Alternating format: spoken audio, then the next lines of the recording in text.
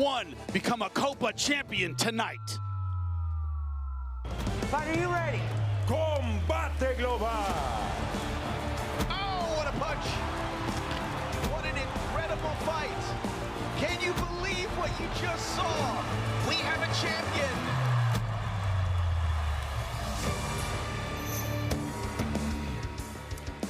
Tonight, Miami lives up to its reputation as an international city. That's right, in La Jaula, 8 fighters, 7 different countries, all fighting for national pride in a tournament unlike any other in combat sports. That's right. Inside Univision Studios, we are ready to rock and roll. Jimmy Smith, you know Rodolfo Roman, right in between us. Fight expert extraordinaire. That's right, Alex Wendling. Thank you so much for joining us. Thank you, Jimmy. I'm excited to be here. She is. She's actually really thrilled. Yes. She's really thrilled. Yes. Bouncing around. Can't wait to do it. Why? Because we have a great night to have Alex's debut. Why? Copa Combate. But beyond that, instead of looking at the future, let's look at last week. We talked about the star power of Mauricio Sanchez, her ability not just in La Jaula, but her ability to get people interested. Rodolfo, you called it the toughest test of her career against Alina Calonido, very experienced Greek fighter. She rose to that challenge last week. She overcame it, right? She was put to the nails, and she said, I can overcome any difficulty, and she proved it. She got stunned right at the top. She got hit, brought her right back to La Jaula, but she was able to overcome. Even in the 3rd round, she got herself in a little bit of trouble there, nearly submitted, but she was able to overcome and pick up the win. There's only one thing to do, guys, and she's calling for it. She wants a strap. Alex, what do you think of that? What you saw last week, Rodolfo talked about the adversity. That's what you want to see a fighter overcome. How did she look doing that? She looked amazing. Everyone on TikTok loves her. She's my favorite person to make content of because she is a fan favorite for sure. And she really wanted to get the win because she had to sacrifice her Thanksgiving to make weight. So that was a big deal for her. She rose to the occasion. She wanted to get the finish, of course, but going the distance is going to give her some important details for the future for her. Yeah, it wasn't about Thanksgiving. It wasn't about being hangry. It was about overcoming her opponent. It was absolutely amazing. Check it out for yourself. Alina Calonido.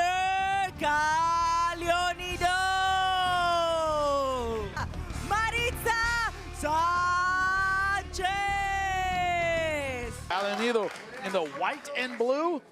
Taking on Mauricio Sanchez in the red and green. Jimmy, this is good. Oh, good shot from Calonido. Calonido doing a good job of that early in this fight. How will Sanchez adjust? And now Sanchez swinging for the fences now that she has some space. Now this is where Sanchez likes to be right there, the straight off the strike. And look at her go. Looking to overwhelm Calonido in round number 1. That last shot hurt her. So far close up, nice short elbow. But Calonido answering back with some big punches. Sanchez to get some space. Both fighters throwing bombs. Come to a close in round number 1. All right. Mauricio Sanchez. Where are we? Green and red. Elena Calonido in the blue and white. Guys, we're in for a treat. A little more aggression going for the takedown. Yep. Right? Good grappling. Sanchez. Elena Calonido so far trying to hook the foot. It's not going to work in this position. We will finish the second stanza of this 3-round fight. So we begin round number 3. Mauricio Sanchez attacking now. Elena Calonido. She's feeling her groove, Jimmy. She's feeling it. 3 referees get less tolerant. Okay. Oh, nice takedown. Do it. I'm thinking about the arm. This is tied. They'll be in trouble, Jimmy. Be enough. Oh. And here's the final bell of round number 3. Beautiful fight. Wow, man. All in favor of the winner by way of unanimous decision. Desde Mexico, Mauricio Sanchez! Bloodied but victorious Mauricio Sanchez against Alina Calonido. A theme, Alex, this year in Combate Global has been that fighter that we thought was going to carry the brand. Man, looking great, red hot, and they run into that speed bump that's a little too much. Mauricio Sanchez got dropped early, came back stronger. What does that say to you about her grit and what she has inside? I mean, it just shows that she's so strong mentally. She's training with some of the best over there at Team Alpha Male. And also, how about keeping things exciting? Almost getting caught in that triangle at the end there. But she was able to weather that storm, escape, and really finish the fight off strong. Now, Rodolfo, when you talk about the strength, you got to talk about the weaknesses. Did go for a couple takedowns, got rolled, end up in the triangle, as Alex pointed out at the end. We saw some blunders on the ground. She was able to get out of those. Other fighters are going to take advantage of that. What do you think she needs to work on going back to the gym after that fight? Yeah, there was a post-fight interview where she stated, I know I got the win. I got hit with that punch. Won't happen again. That defines you how good of a fighter you could become.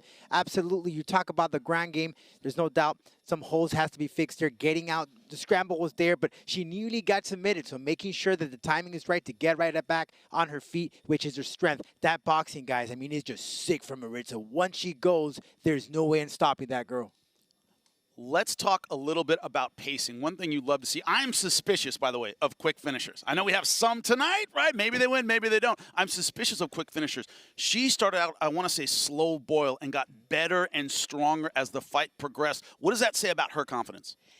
I think when you start to see her boxing skill really add up, that's when we see the Wasp starting to hit super hard, and she just builds off of that momentum. That's super important, especially in the flyweight division where you have some really strong girls that are going to come at you, and she's not scared to get hit. She'll get in the pocket right there with you, and she'll just hit you harder. So she is one that is strong and going to be calling for the belt until she gets it.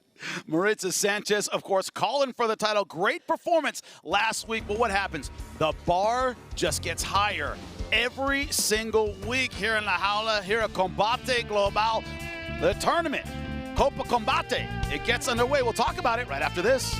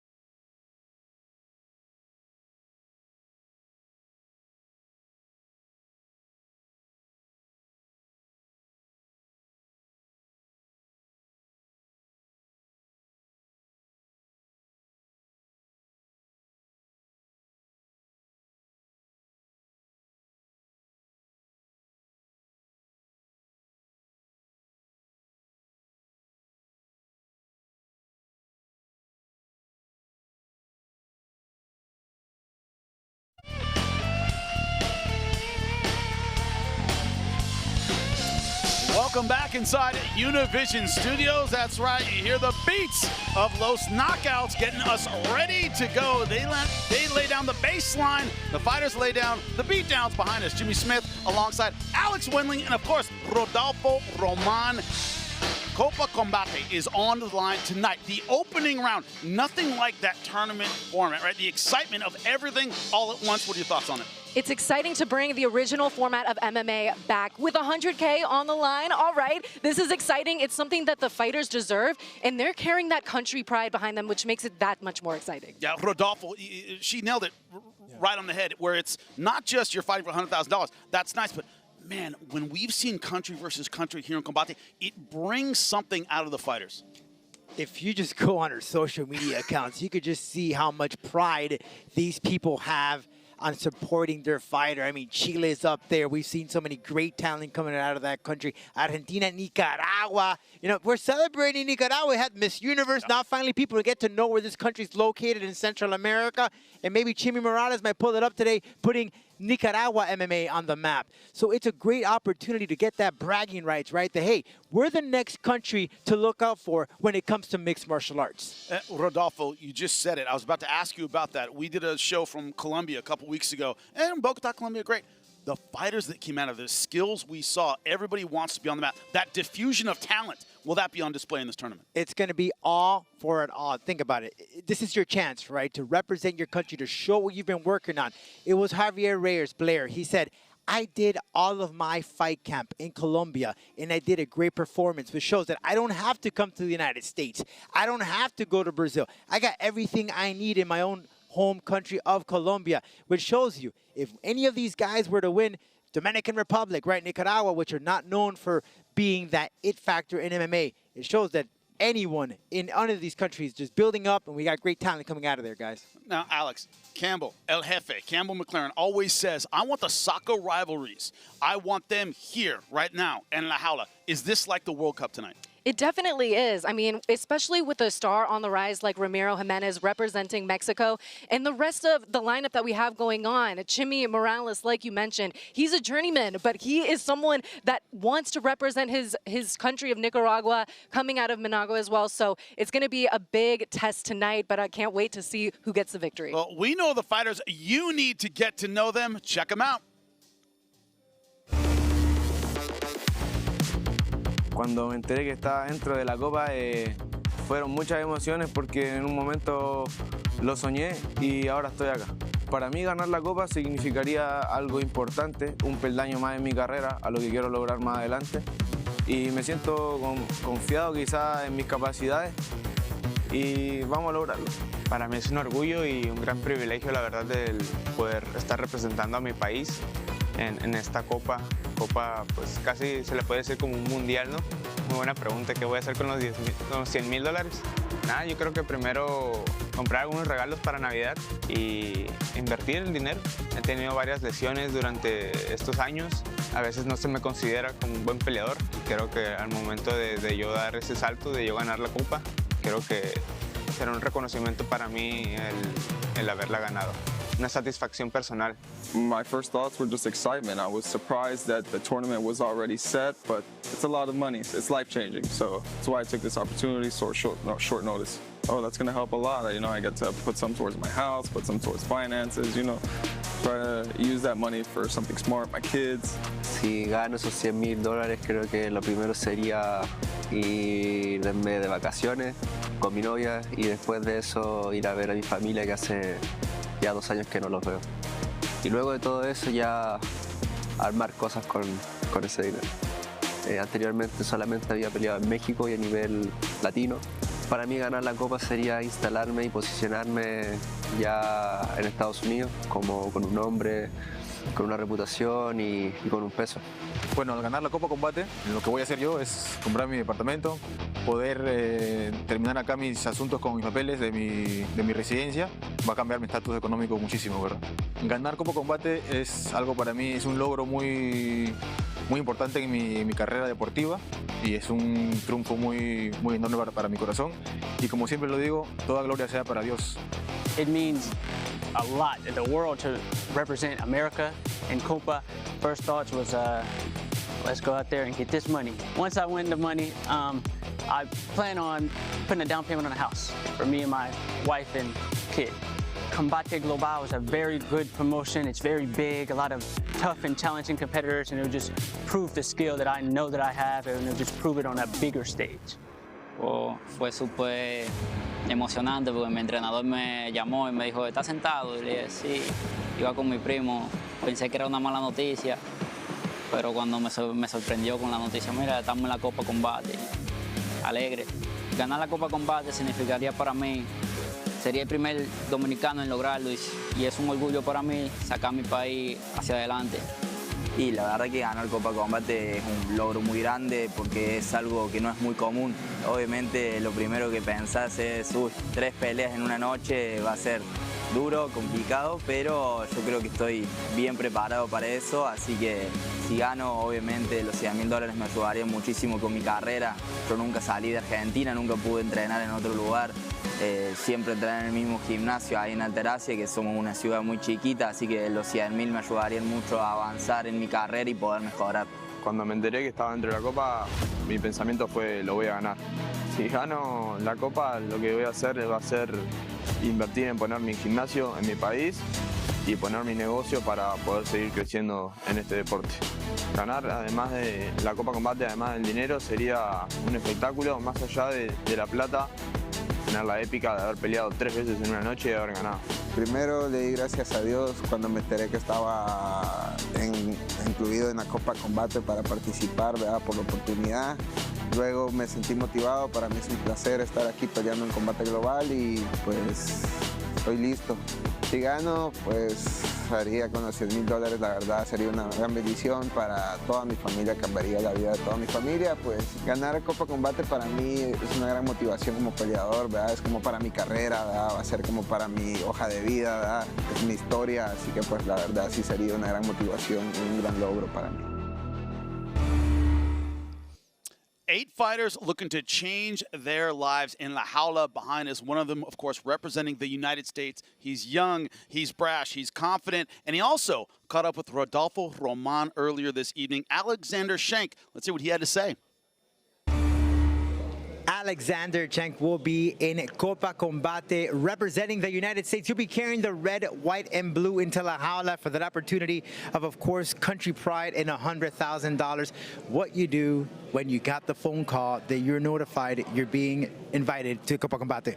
Boom. First thing I was told once I got this phone call is I was telling my mom, told my girlfriend, I said, be prepared. I'm going to go out here, beat up a bunch of people for $100,000. And me and my girlfriend and kid finally get to get a crib, so I'm excited. Thanks for the opportunity. That's right, because you just recently became a father, so congratulations to that. Now, of course, in a tournament, it's a different type of mentality, endurance. How do you prepare? Is there any strategy? Really, it's how they're going to prepare for me, honestly. But I feel like I've been doing stuff like this forever. I was 8 years old. I've been competing in tournaments, not knowing who I'm really going to fight right until I step on that 10 seconds in. But I feel like I'm very dynamic. I feel like I'm made for this style, this format of fighting. I'm super excited to fight. Is there one particular person that you're looking to compete towards the end? If you were to make it to the finals, is there one guy like, man, that guy's a tough one? Honestly, the guy I'm fighting first, we were in a sauna together, cutting weight, and he was a super cool dude and seemed very driven, and I thought he would be an exciting fight. I thought me and him would fight in the finals, but either way, I'm here to fight and beat anybody and everybody that I need to fight. $100,000. What are you going to do if you win the tournament? So once I win $100,000, my first priority is I want to get me and my kid and my girlfriend a place to live, a house that's ours, and besides that, nothing else. I'm just ready to fight.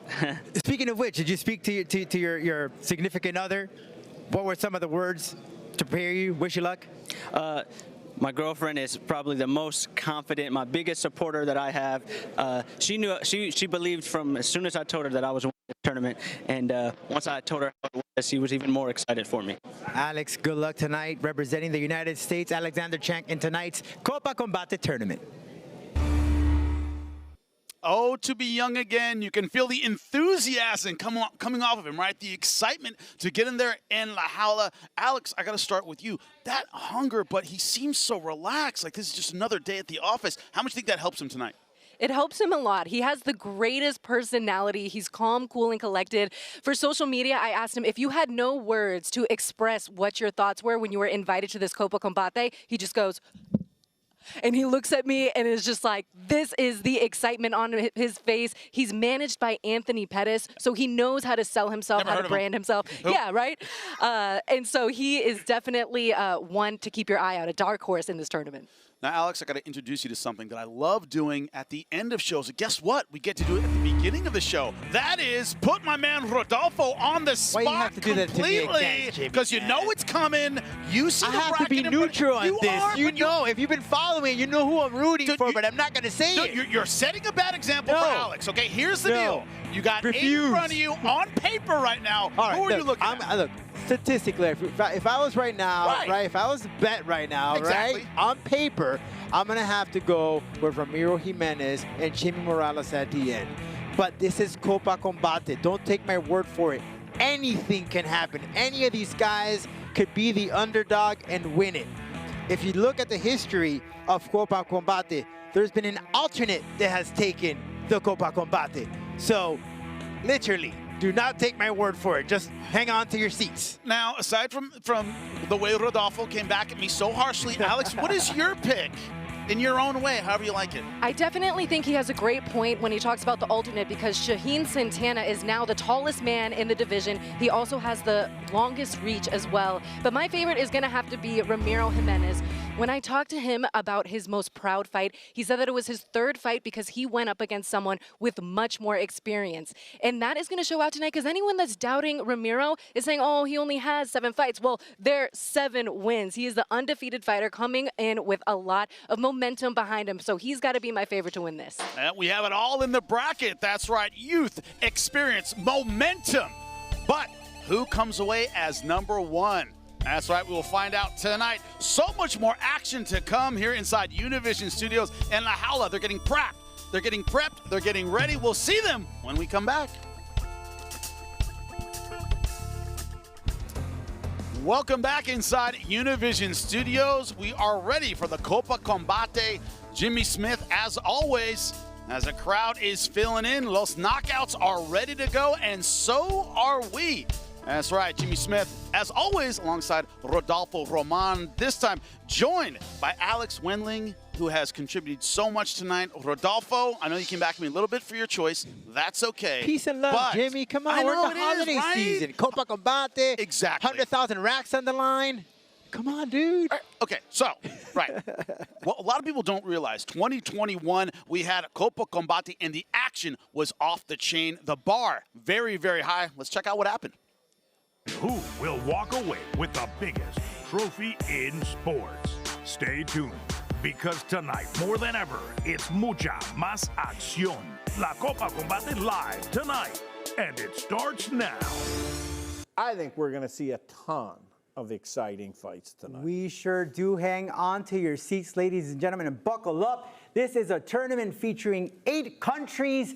First time we got France and Ireland. There is the bracket. If you want to print it, follow it up on your iPad. All about the drama, the intensity. Malumba looked very confident compared to that quarter-final fight he had against Peru's Sarauz. Martin, lead us to it. Yeah, so right there, this is an armbar escape attempt by Malambo that he turned into an opportunity to rain down some strikes, get the back of Barata there too, but definitely, without a doubt, I think the Irishman put his stamp on this one, and he was not controlled, got to use his range and land those big counter strikes like that one right there.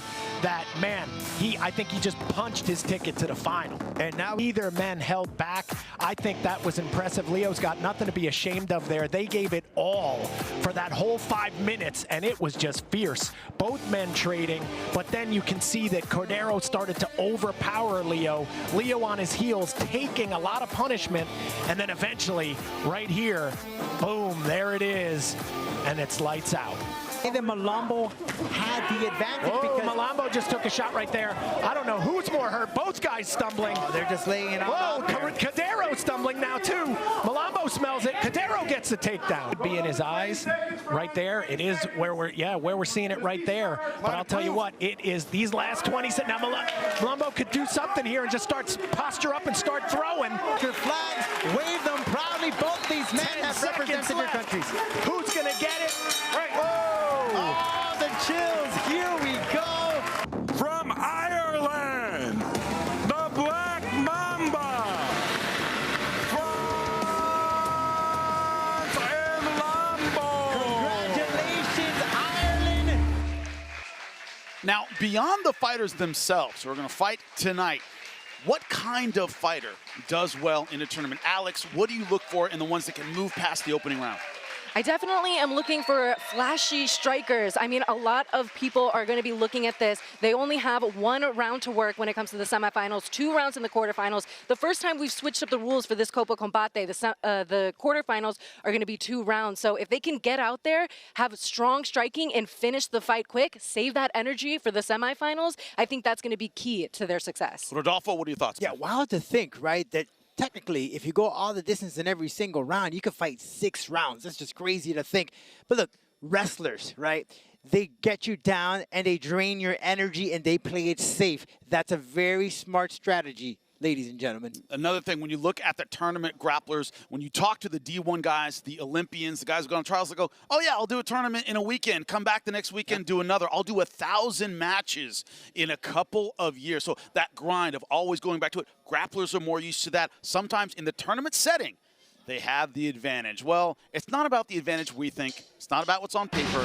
It's about what the fighters themselves bring. And we will get it started in La Jaula with our preliminary fights leading up to Copa Combate right here in Univision Studios. Don't go anywhere.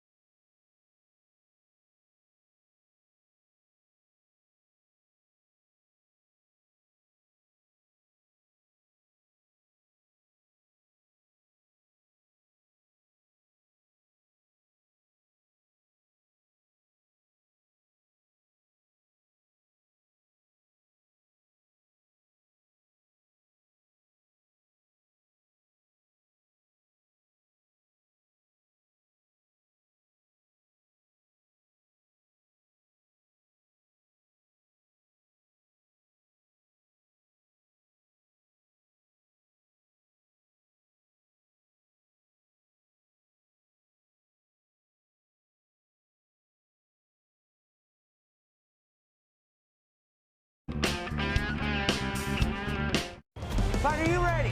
Combate global. Oh, what a punch.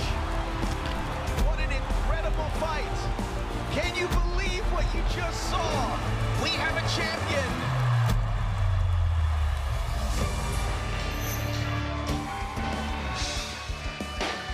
And there's the beautiful Miami skyline. That's right, that is December in South Florida. Tonight, the international city hosts an international tournament right here inside Univision Studios. That's right, Copa Combate is going down tonight. Jimmy Smith alongside Alex Wendling and, of course, Rodolfo Roman. Now, it isn't just Copa Combate tonight. We have some preliminary fights, and one thing that has always happened in La Jaula, especially in 2023, every time, last week, no exception, the ladies bring it. Every single time in La Jaula, that is exactly what is happening in our preliminary fight. That's right, it is going down, and also with Copa Combate, everybody wants to raise the bar. You want to have all the action you can leading into the tournament. Elizabeth Mogollan versus Nicjali Rivera. It's going to be a great one. It is going down. Let's bring him in.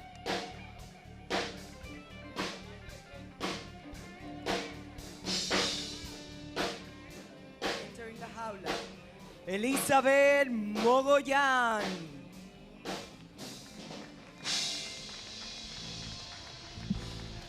And you see her making her walk. That's right, Elizabeth Mogollan.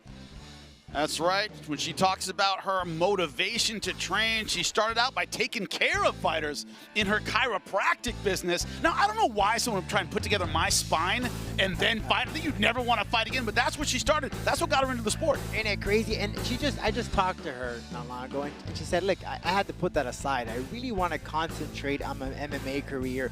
It was taken away from my time to really refining what I need to work on and be that MMA fighter that I want. So she's coming off a victory of Diana Sanchez, and that is what wants to keep that momentum going against a seasoned veteran of Rivera. Now, she was part of her national kickboxing team. When you have that great kickboxing background, Alex, what do you want to see opening in a fight like this? I mean, I want to see her coming out hot, just going for it, go for broke, and really put the pressure on Nick Daly, who hasn't fought in quite a bit. So if she can really shock Nick Daly, she could get some good shots in there and really throw her off. Well, let's see if Nick Daly is ready. Beatrice, bring her in. Her opponent, Nick Daly Rivera. And there's Nick Daly Rivera. As you said, Alex, hasn't fought in 5 years. She's been training since she was 18 years old. So she has the years underneath her, but that break, that time off. We talked about the start, all right, of Mogollan, how you want to see her come out. A lot of times you have ring rust, it takes a second to get in there. When you look at Rivera, what do you want to see in the first few minutes after all that time off? I want to see her use some of that 10th Planet Jiu-Jitsu skills. She's a purple belt. We could see some good game off her back as well, but she, for the most part, is going to try to play what is her game and try to figure out where Elizabeth takes the fight and really capitalize on moments for her. Rodolfo, she's out of Extreme Couture, great camp, very well-rounded. What are your thoughts on her chances tonight in the Jaula? Yeah, training with guys at the Extreme Couture just defines you as a great fighter, and Nick Daly has been hungry to get inside La Jaula. She set aside that time. She said, I need to focus on myself, get something going for my life aside from mixed martial arts. But I want to get back to it. And she wanted to really fine-tune those areas where she needed to get better at. And here she is in La Jaula. Once again, she's hungry for that W. And here's our head-to-head. Almost the exact same age, slight height advantage for Rivera. Also a slight reach advantage. Both of them weighed under 110 for this fight.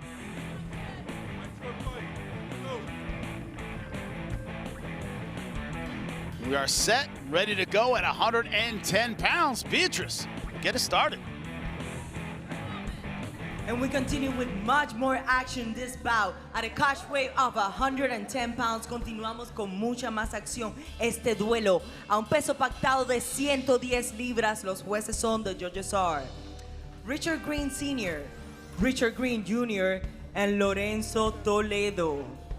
Y ahora, damas y caballeros, llegó el momento de un combate global. In the blue corner, la esquina azul, vestida de negro, wearing black. Su peso oficial, 109.6 libras. Her official weight, 109.6 pounds. Con un récord profesional de una victoria y 4 derrotas, with a pro record of 1 victory and 4 losses. Fighting out of Mexico City, Mexico, Elizabeth Mogollan.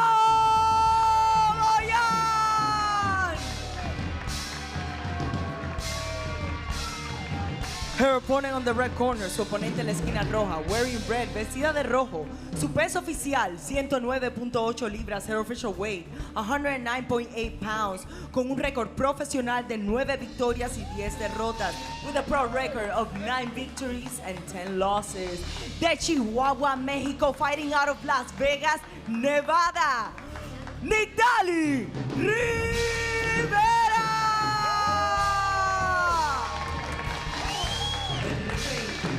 Isaac Cabal.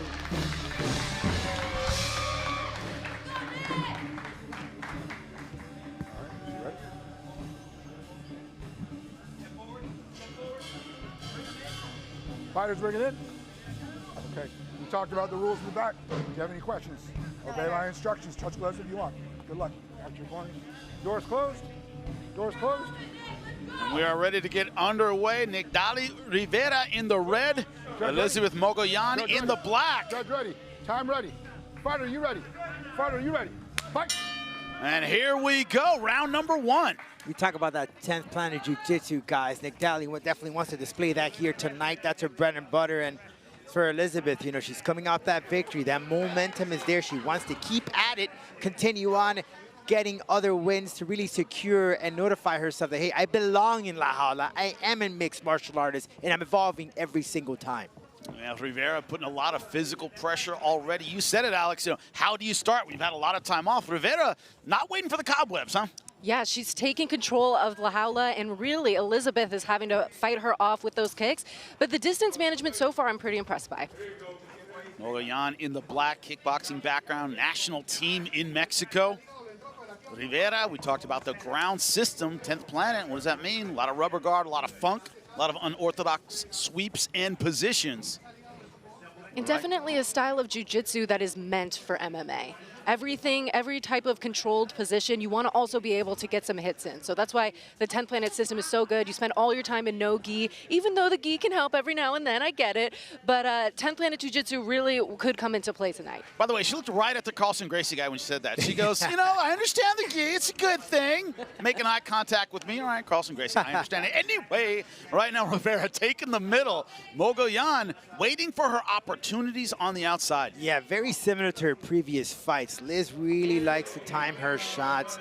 Not a lot of pressure coming on her, and she'll do a lot of backpedaling, but the last time that she got inside La Jaula was a knockout victory in the 3rd round. So something that I would like to see is here, put her foot on the accelerator and let it go. And Mogollan right now content to play the outside. Rivera leading the dance in the center of La Jaula. Those inside kicks starting to add up. Yeah, and for Nigdali, guys, it's been some time since she stepped in. The butterflies are roaming everywhere right now. The pressure, the nerves are kicking in. It's like almost restarting your career, despite the fact you've had 20 fights. And Mogollan, though, as you said, putting money in the bank, going after the leg kicks. Leg kick, body work, start feeling it 2nd and 3rd round. It just stings in round number 1. He starts slowing down rounds 2 and 3.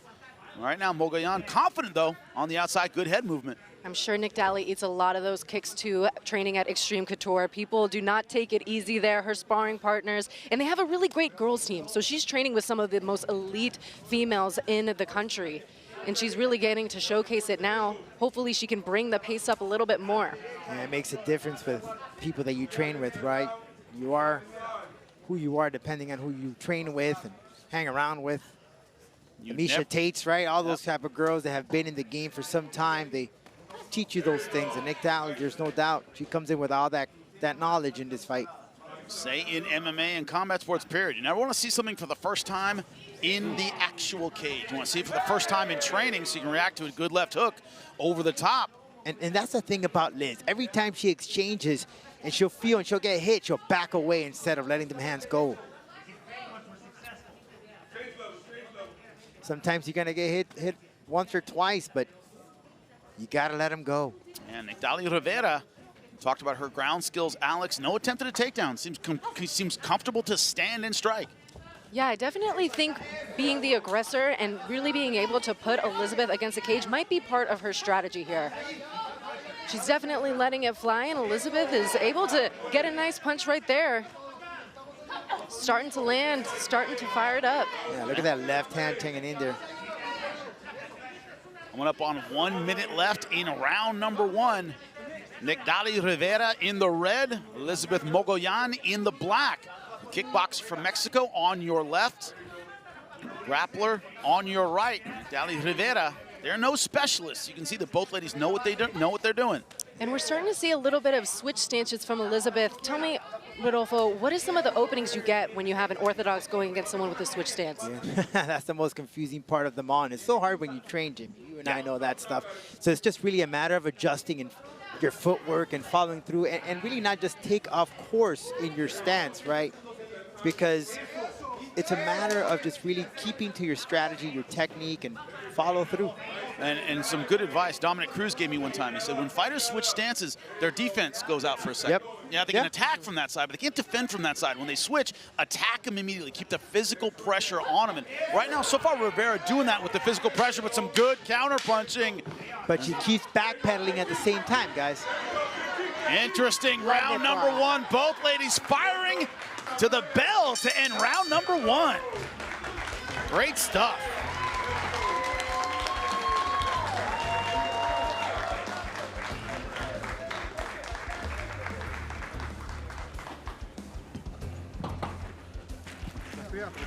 Estás trabajando bien, pero estás trabajando muy pausado. No te necesito más proactiva. Lo mismo que estás haciendo, más continuo. No, te estoy diciendo que le metas la calf por fuera. Esta está muy cerca y la tienes a distancia, la vas a abrir.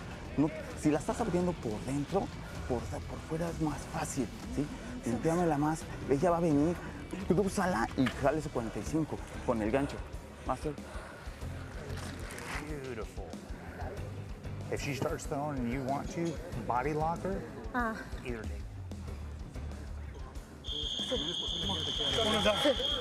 Ya, más lo mismo, más continuo, más fuerte.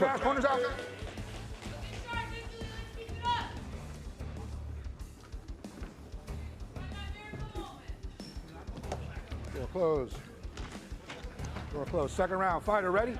Fighter ready. Back up a little bit. Welcome back to Combate Global.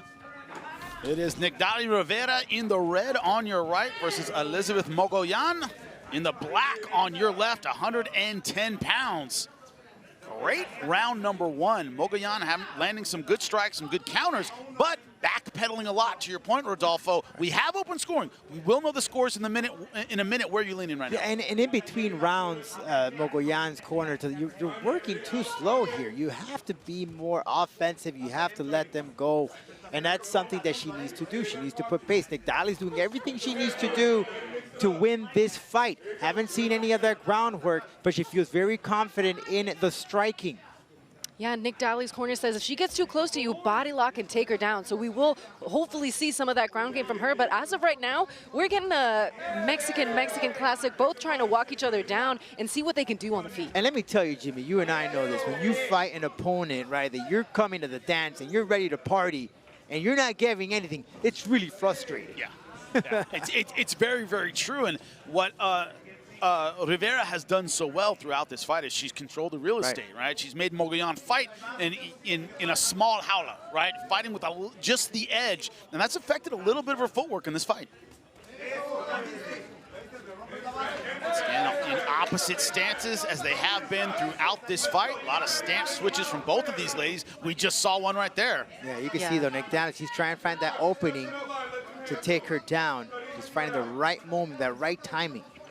Yeah, when she switches, keep those fingers up for me. When she switches to the southpaw, you definitely get a nice body kick right there. So far, no commitment to the takedown from either fighter. No attempted shots, no real drop of the hips. Both fighters seem content to stand and bang, and a lot of times when that happens is both fighters are having enough success that they think they're winning. Nobody thinks they're losing yet, and that first real attempt at a clinch from Rivera. Yeah, it's just that jumping. That's I'm telling you, as a fighter, it's really the frustration on the face of Rodolfo Roman. So have an intense fight in La Jaula halfway through round number one in what has been a very competitive fight. Sorry, we're in round number two, a competitive round number one, a little bit of a foul there. All right, stay over here for me. Come over here. Okay. Hey, you got 5 minutes. Okay, take your time. Round number two, no real game changes so far. Has that surprised you a little bit, Alex? Nobody's really shifted, flipped the script. Fighter ready? Well, sometimes we'll see, you know, it takes some time to really get things going, really get the significant punches in. But there we go. Nick Dali's starting to lay it on her and really close the distance.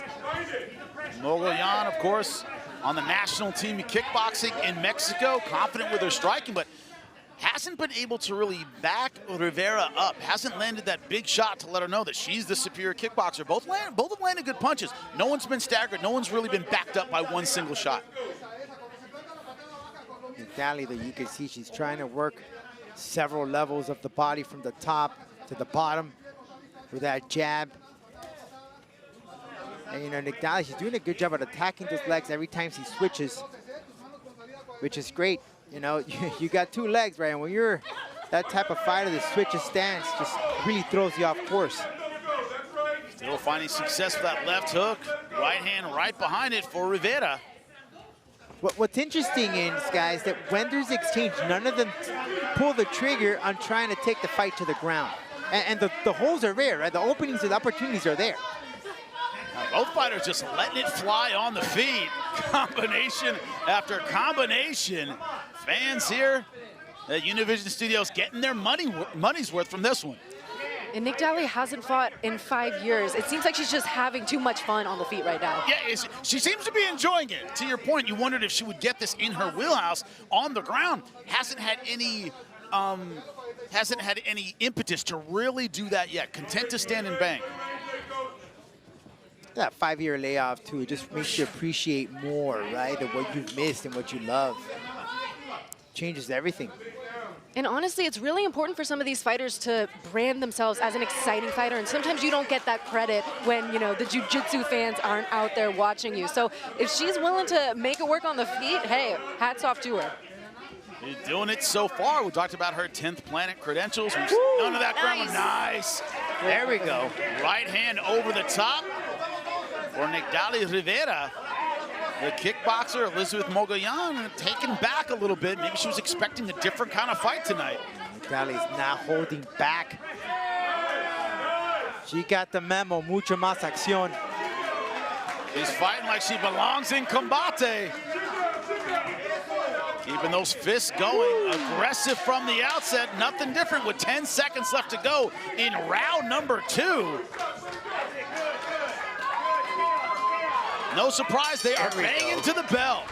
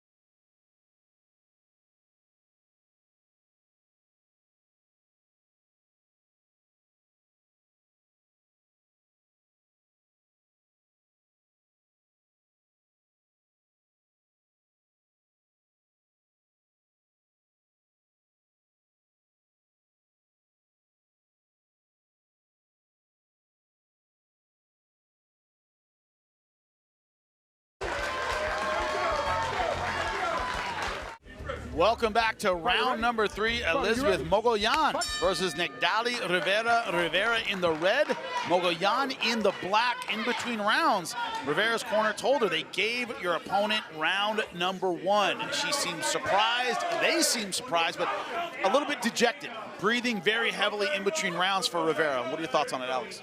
I mean, she has the motivation. Look at these punches. They're coming. They're flying. Haymakers. The overhand is working for her, so that's something that she's going to try to utilize in this final round.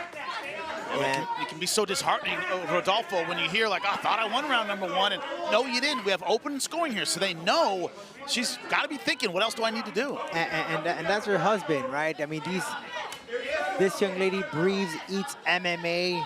Her significant other is also a mixed martial artist. And when you have someone like that telling you, hey, you need to pick up the pace, you know they're telling you the honest truth. But what I did like from Liz last time around, she did pick up the pace. She was throwing and exchanging with Nigdali. I think Nigdali is doing enough to get the judges' nod the way she's walking Elizabeth down. So she just needs to keep up that pace, not being afraid to get in the pocket and let it fly. The takedown might ice some of these close rounds. You know, if she feels she's behind, I believe you have the superior ground game. Take her down, get this one down, and kind of ice this round. Her corner said, keep doing what you're doing. No advice about changing level and going for the takedown. First time we see some clinch work between these two ladies. And we're seeing some... reaching for the single leg. And Nigdali not going in for it, fighting off, good way with the wizard. And great head position as well, really keeping her up against the cage. Physical pressure from Mogollan, just a circle off La Jaula. Try and take her down, not willing to commit to that. She is once again the aggressor.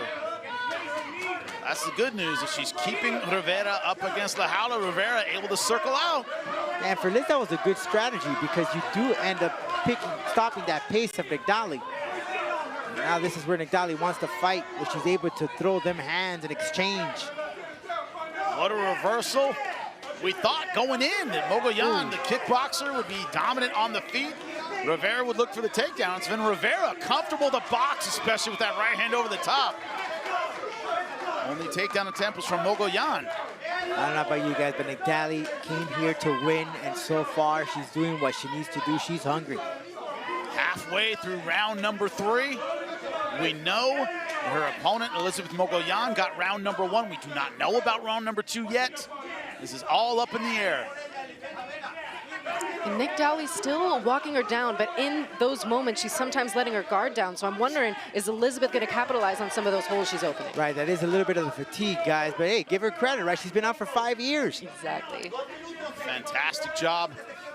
Just glanced up at the clock, but she's keeping the pressure on Elizabeth Mogollan. With that tenacity, guys, that heart, she's willing to take anything and do anything to get that W. Mogollan so far has not had an answer for that overhand right. It's been there from the beginning. Nigdali just hunting her prey. Nice knee, but Nigdali Rivera answering back with the right hand. And this third round is the first round where we're seeing some knees being thrown. And that'll take the wind out of you, and that'll really put your strength into question. It'll test everything. How much heart you got in round number 3? Well, eat a couple knees, and you get to find out. See how you feel. Coming up on a minute left in a very competitive fight, round number 3. Don't know how the judges saw round number 2. They saw round number 1 for Elizabeth Mogollan. Yeah, but just to piggyback what Alex said, Nigdali, you know, it could be the fatigue, could be the cardio coming down, but she is leaving herself open with those hands down when she throws. And Liz not capitalizing on that.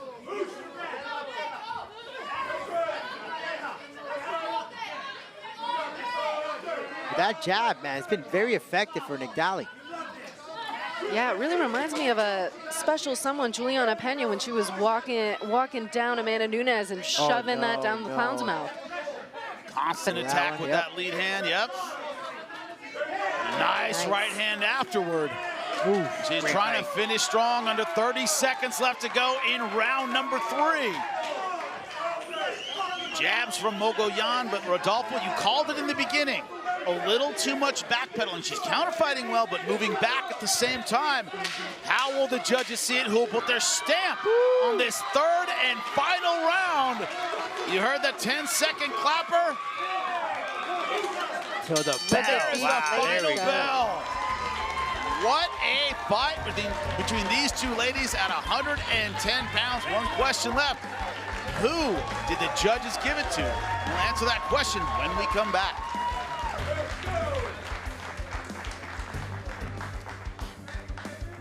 Welcome back inside La Jaula. It was a hard-fought 15 minutes. Elizabeth Mogollan on your left, Nigdali Rivera on your right. Who won this battle at 110 pounds? Elizabeth.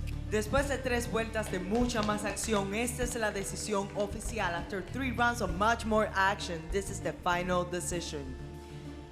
Juez Richard Green Sr. anota 29-28 in favor of Rivera.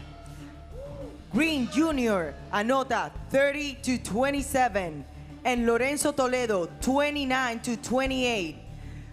And the winner, by way of split decision, el ganador, la ganadora por decisión dividida, Nigdali Rivera! There is happiness, and then there is elation. We are looking at elation right now on the face of Nigdali Rivera. Hard-fought win for her, 5 years off. And doing a little dance to cap it off, well-deserved. Congratulations to Nigdali. Yeah, I too would be dancing off like that. After 5 years hiatus, I get this victory, just everything here with those heavy, hard hits with her jab, the right hand. She definitely wanted this fight, but Elizabeth was just backpedaling all the time, wasn't answering back, Alex. And we talked about the fact that she does have that jiu-jitsu ground game, but really wasn't needed in this fight. Yeah, she didn't need it, and I feel bad, Elizabeth. She has been on the wrong side of a few close decisions, but again, if she was one to press forward a little bit more, I think it could have gone her way because she was landing too. Yeah, it was a split decision victory, but I must say it just verifies the fact that she belongs in La Jaula. Congratulations, young lady. And look at the punches for Nigdali Rivera. It was a wipeout when it came to the punches. Great stuff from Rivera. We will see her again very soon in La Jaula. More to come when we come back to Combate Global.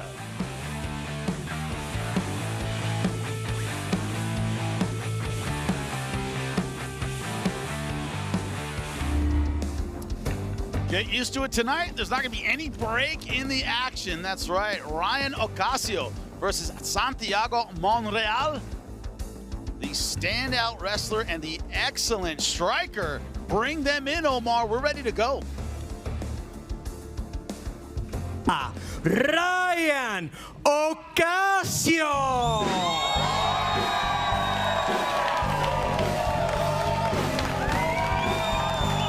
See the American Ryan Ocasio. U.S. flag draped around his shoulders, wrestled in college, not just anywhere, at the Citadel. That is a tough place to do just about anything, wrestling included. State champion twice in New York. He followed wrestling, very tough wrestling state. He won it twice. You know, a lot of fighters talk about what's your favorite move. He said flying crescent kick to the spleen. I don't know if that's true, but that's what he said. That's very detailed, and when you have such a high status of wrestling and then you add in a little bit jiu-jitsu with just some, even as a blue belt, that could add some dangerous context. His opponent has to be ready to go. Let's bring him in, Omar, whenever you're ready. Y ahora su oponente, Santiago Monreal.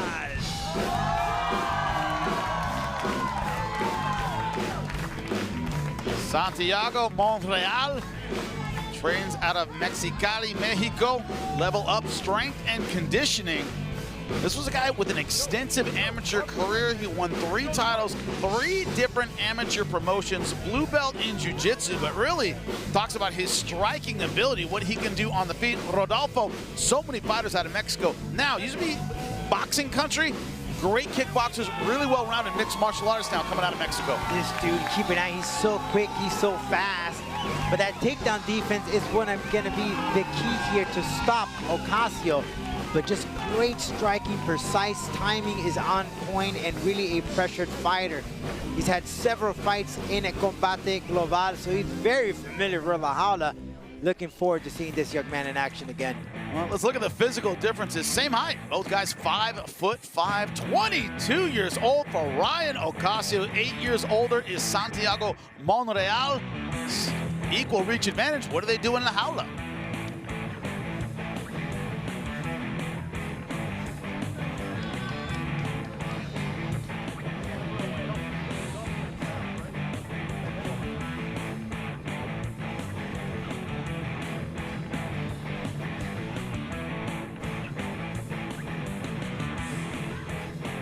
Ahora sí, ya estamos listos para este combate pautado a 3 asaltos de 5 minutos en la división peso mosca. We are ready for this bout set to 3 rounds of 5 minutes in the flyweight division. Los jueces son, the judges are Richard Green, Vicente Rodríguez y Eliseo Rodríguez. Damas y caballeros, el momento ha llegado para un combate global.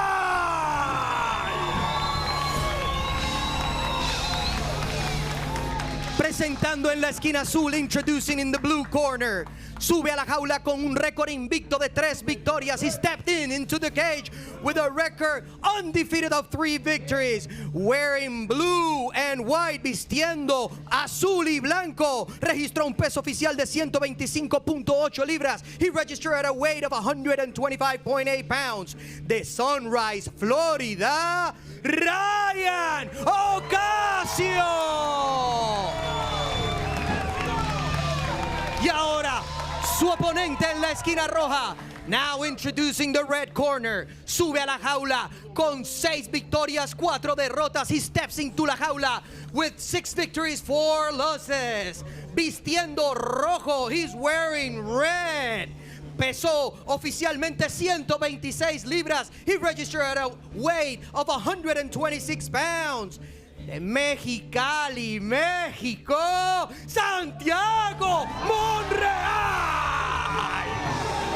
El referee para este combate, Chris Minioki. All right, gentlemen, bring it in, please. All right, let's have a good, clean fight. Please listen to my commands at all times and protect yourself at all times. If you want to touch gloves, do it now. Good luck to both of you. That's right, as a wrestler from the Citadel, Ryan Ocasio in the blue, Santiago Monreal in the red. Undefeated 3-0 is Ocasio, 22 years old. The young buck bringing confidence tonight. That's the start of round number 1. Yeah, Ryan Ocasio training with the Wolfpack home. Roger Craw, phenomenal coach. Very familiarized in Florida, Jimmy. Yeah, great team out of there, fantastic, well-rounded. Ocasio starting out banging. Yeah, Santiago's precise boxing, very sharp, could be the key as long as they stay away from that wrestling from Ocasio. Santiago representing Mexicali, puro Chicali, Rodolfo. He has a lot of weight on his back, gets dropped there, but a nice up kick. Yeah, good job, Ocasio now on top. Butterfly guard. See what the jiu-jitsu blue belt can do. Thinking about the sweep. You know, butterfly guard, a sweeper's guard. It's going to keep the physical pressure off of you. Good job from Ocasio, getting it to La Jaula early. We've seen some phenomenal flyweight action in La Jaula this year, Jimmy and Alex. It's been great. Phenomenal, and they're so well-rounded. We're so used to seeing back then, right? Oh, then we'll go 3-rounders. No, we're getting finishers now, which is awesome. Guillotine position right now from Monreal. Caught the head of Ryan Ocasio on the outside, but Ocasio now looks like he's defending well. Let's see here if he switches to a high elbow, a little bit more secure versus the grip that he has now. And that's one thing for wrestlers, right? They're easily caught in these positions. That's why they start to keep that chin down. If he's not careful, he could get Von Flute here. Yep. Not letting go of the head, big rookie mistake. And blue belts do that though. You know, just a blue belt in jiu-jitsu, hanging onto the head a little too long, but good pass from Ocasio. Now the wrestler's ride. Santiago not wanting to give up his back, but he had almost no other choice there. He's really looking to work up the cage and not let him get both hooks in. Now we saw him fight before. You know, the two ladies kind of, Rivera kind of staying away from her specialty, going to the kickboxing. Ocasio's not making that mistake. I'm the better wrestler. I'm gonna do this all night. Double leg, takedown, slam. D1 wrestler, he knows where his bread is buttered. He's gonna stay there. Yeah, good way of positioning his head, getting it out of any deep waters, getting caught in another guillotine. And that's the thing about these wrestlers is when they're on top of you, you really feel it everywhere. On the chest, on your neck, they're gonna be giving you that D1 wrestling experience from the start. So hopefully we can see some side control escapes from Santiago, but again, it's tough when you're going up against a wrestler with a lot of pressure. Nice transition to full mount. All the way on top, and Monreal trying to hook the head and dump him, but not to be, is Ocasio doing a good job, not just staying on top, but very clever passing. Good step over from the butterfly guard. Both hooks in. Maybe Ocasio might pull it off, guys. Looking for the rear naked, both hooks in. Just fished for it, didn't try too hard for it. Now he has his man flattened out. In this position, he has the potential to let down some ground and pound. We'll see if he does that or if he prefers to just really keep control. Yeah, his previous fights, 2 by decision, 1 by punches or technical knockout. Ocasio right now controlling this on the ground. 1:20 left in round number 1. There's Santiago Monreal. It's one of those things where you're like, I'll just see the end of round number 1. I'll consider that a moral victory at this point, because so far, round number 1 belonging to Ryan Ocasio. And of course, Santiago is more worried about protecting his neck. Great explosion to escape though. Good transition though from Ocasio, staying on top.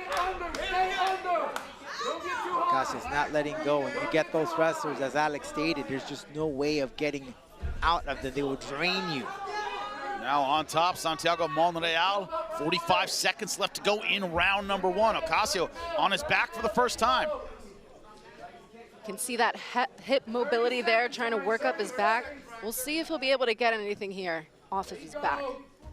That's right, you see those knees working up under your armpits. You know, you have an aggressive guard under you. That's right now what Ocasio's working for, but he's been in control so far in round number 1. All he has to do is survive for another 20 seconds. Should be 10-9 for Ocasio, but still staying cautious, staying defensive with 15 seconds left. Yeah, Monreal though landing some shots from.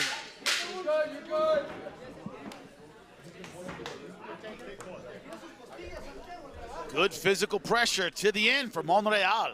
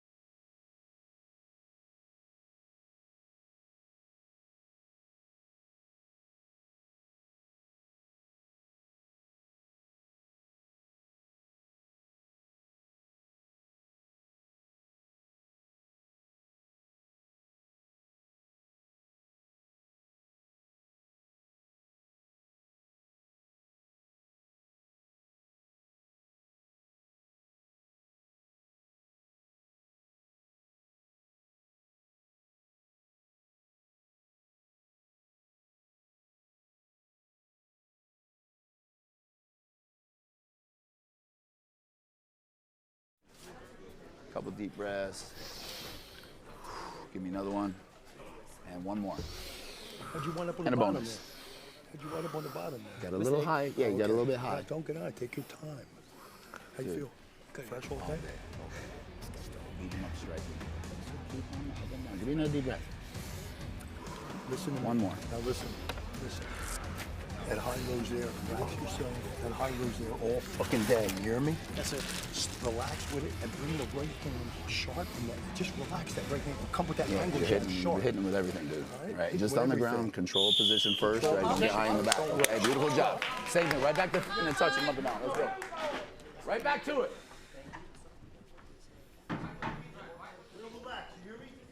Welcome back inside La Jaula. Ryan Ocasio versus Santiago Monreal. Ryan Ocasio in the blue, Santiago Monreal in the red.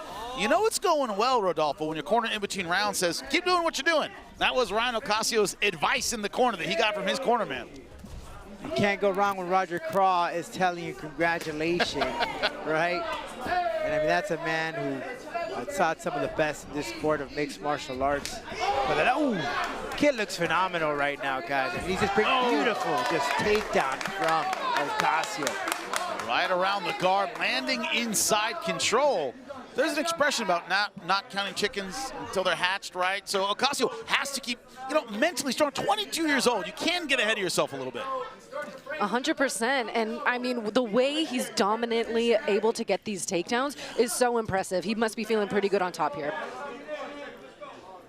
And it's all about timing precision with those takedowns, right? You got to know what are you, maybe feints, throw some shots, fake it out, and then go down for those takedowns. And it's not just the wrestling that he's doing. He's peppering in some shots there, too, that are distracting. It's obviously taken Santiago some time to adjust to his style. And even here in this position, just so patient, right? Making sure that his head position is right. Any of his hands just pushes him away. Stepping over into what they call now his mermaid position, trying to trap both legs together. Didn't get it, went back the other direction. Good control on the hips. You can see Santiago trying to dig in for the neck here. Yeah, fishing for the guillotine.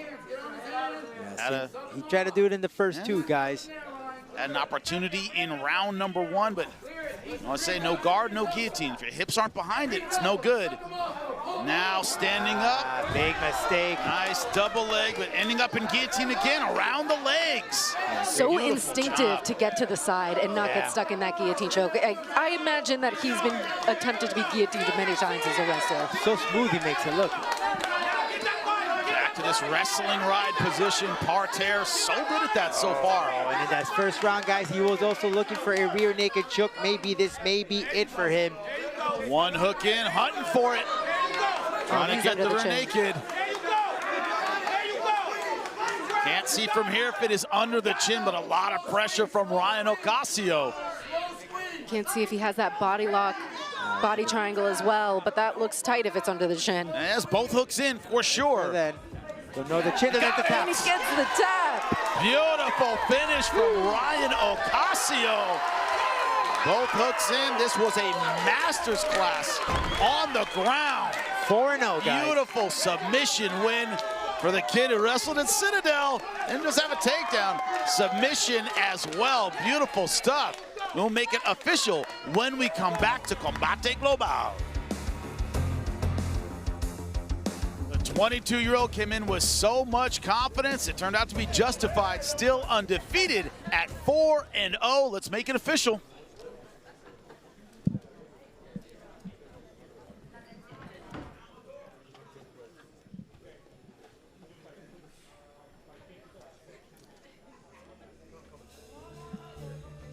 Después de 2 minutos 34 segundos del segundo asalto, after 2 minutes and 34 seconds of the second round, the referee, Chris Mignocchi, stops the fight and sets the winner by submission y declara el ganador por sumisión, Ryan Ocasio.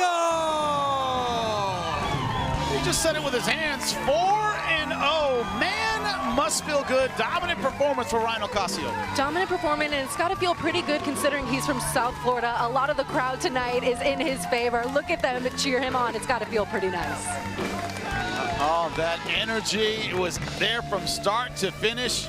Santiago Monreal, no answer for that physical pressure, Rodolfo. It was just non-stop laying on him. It was like a shark smelling blood, just hounding his opponent. And he was Sure, he was going to get that rear naked choke submission. He attempted in the first. He had to be a little patient until he got to the second. But just excellent ground game, Alex. Just phenomenal. No way of stopping this guy. Flyweights are definitely so much fun. Yeah, talk about finishing ability.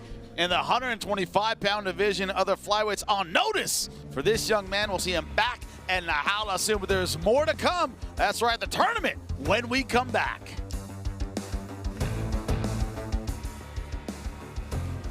Welcome back inside Univision Studios. Jimmy Smith alongside, as always, Rodolfo Roman. Alex Wendling joining us now. You have been fantastic. So just keep doing what you're doing. Having so much fun. Just like Ryan Ocasio. Just keep doing what you're doing. You're doing fantastic. So we are about to get started. Copa Combate. That's right. Well, we have some special rules going on for the entire tournament, not just the opening round. 2 rounds, right, Rodolfo? It's fast, fast, fast. Fast pace is the first time Copa Combate, 2 rounds to kick it off in the quarterfinals, then the first, and then the semifinals of 3, which again, technically, you could fight for 6 rounds. This just changes to panorama, right? Because you got those 2 rounds. You could add more timing to your fight game. And when it comes to, if you're that fighter, right, that goes the distance, if you're that fighter that goes to the finish, it all just, it's a strategy, it's strategical. It's not just come down to fighting or skill, it's a strategical manner of taking down this tournament. And the reason for the rounds is commissions, of course, will only allow you to fight so many rounds within a certain time period, right? So you can't fight 3 3-round fights in one night. Doesn't work that way. Can't do that anymore. So, Alex, how does this change the strategy? Rodolfo hinted at it. You have to have an individual strategy to get a fight done quickly. What kind of fighter do you think that favors, having only 2 rounds? Yeah, so in past Copas, we've seen people just come out guns blazing. But with this one, they might be a little bit more not wanting to expend all their energy right away. So they might be a little bit more strategic in that sense. But who knows? We could be getting some flying knees and some people who really want to just get in and get out as quickly as possible. So it's exciting. And our first matchup is going to be up against a striker who's taking on someone who also likes to strike, but is going to be very timid in that sense. Yeah, and another thing you got to keep in mind, the Marlon Chito Veras of the world, you know, one of our favorite fighters, Rodolfo, he tends to start slowly and really come on in round number 3. Fighters with that kind of style are going to have to throw that out the window. There are only 2 rounds. You have 2 rounds. Also, if it's tied at the end of 2, doesn't work out well for you. You need to be aggressive for the entire 10 minutes. What kind of fighter will that favor? The one who brings it every single time. Well, that's what Combate Global is all about, and we're going to get started. That's right. Copa Combate begins right after this.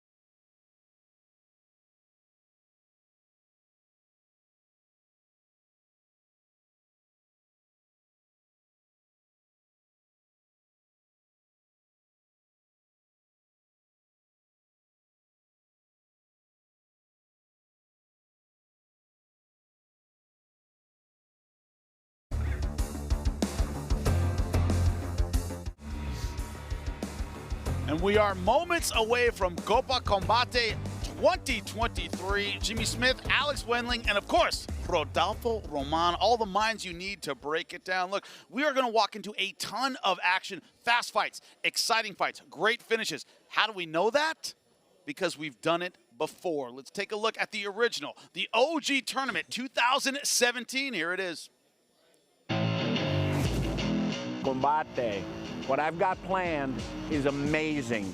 We're going to do the 8-man tournament. 8 guys, each representing a different country.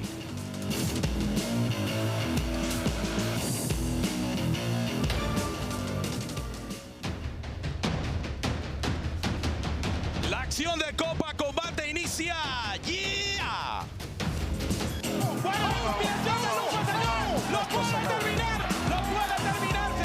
Desde un principio comenzó a conectar golpes muy efectivos, la zurda, la derecha.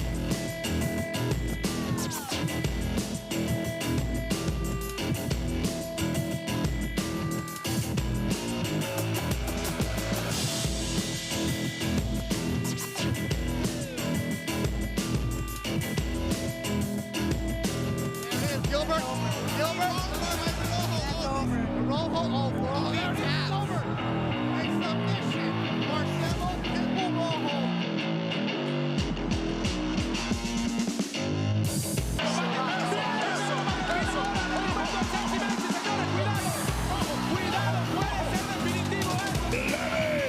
El negro.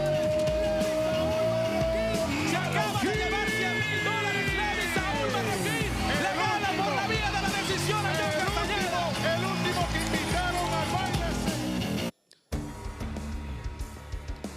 You know, when Campbell McLaren gets excited, when he's holding the cigar, you know excitement is going to happen. It's going to be the same thing tonight. Rodolfo Roman, having been here, having gone through it, talk about that energy, that excitement. What can we look forward to tonight? Man, it is a roller coaster. When I say that up and down emotions, it's just everything that you... It's like watching a telenovela, guys, a soap opera. You don't know where it's going to go, and you get invested in these fighters, the stories that they have. We've heard some, hey, I just became a father. I'm going to use this money to buy myself, put a down payment in my house or a car. I mean, it just goes on and on. All I could just tell you, I know both of you guys, your first Copa Combate, enjoy it. It's a fun ride. $100,000 on the line and the bragging rights to represent your country in mixed martial arts. It's all for nothing right here tonight inside Copa Combate. Alex, we're used to different styles. We're used to different backgrounds. We're used to different energies from different fighters. And they're representing their flag. What do you think that means? That's something here at Combate Global. Representing your country is gigantic. How much of a motivator is that tonight? It's definitely a motivator and in no sense pressure. I think they put enough pressure on themselves and they know that their country stands behind them no matter what, that it's only a positive motivation for them. Yeah, it's one of those things where tonight, you talked about the life-changing money, right? The idea that you can move on. Also, becoming Copa champion.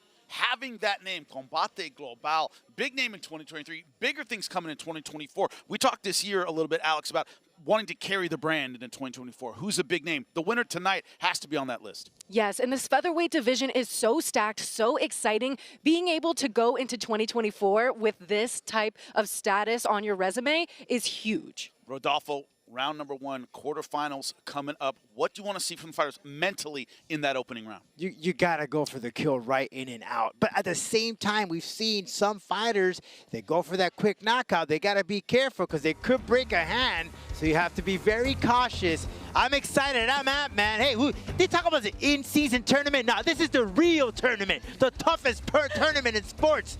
Copa Combate. Yeah, forget basketball. We're talking about Combate Global. 2 fighters ready to get it on. Ramiro, Jimenez, Pablo, Burgos.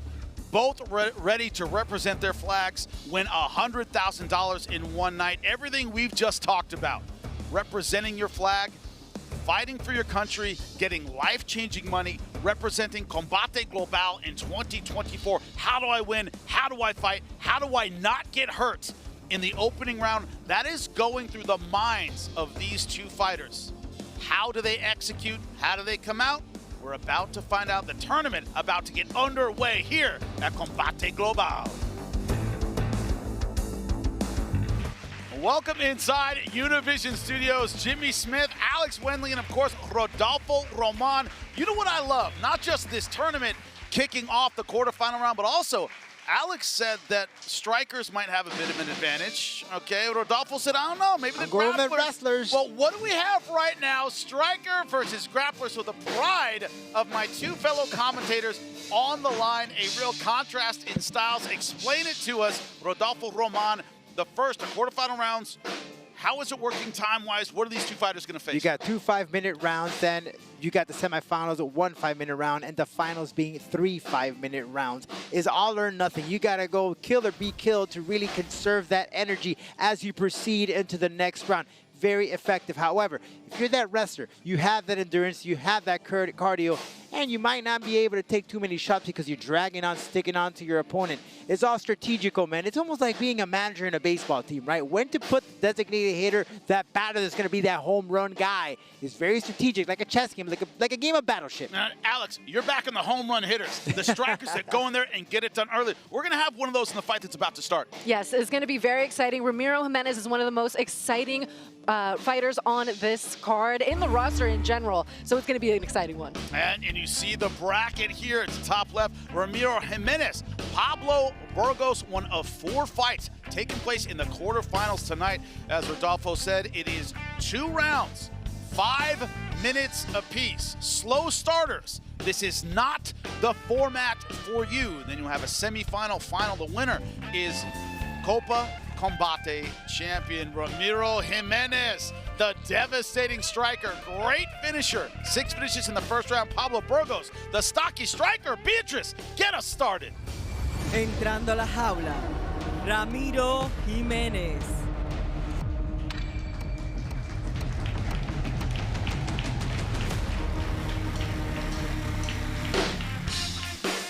Did we say something about quick finishers? Because this is your guy. 7 wins, 6 in the first round.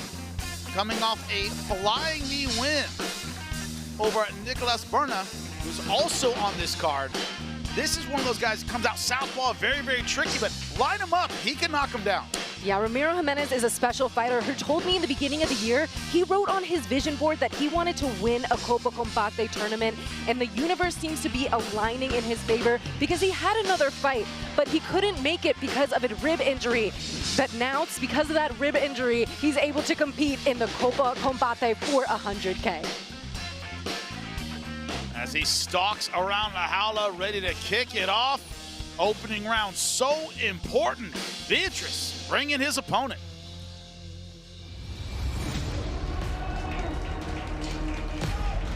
Su oponente, Pablo Burgos. There is Pablo Burgos. When we were talking about him earlier, Rodolfo, we talked about, it's almost, there are helicopters, right?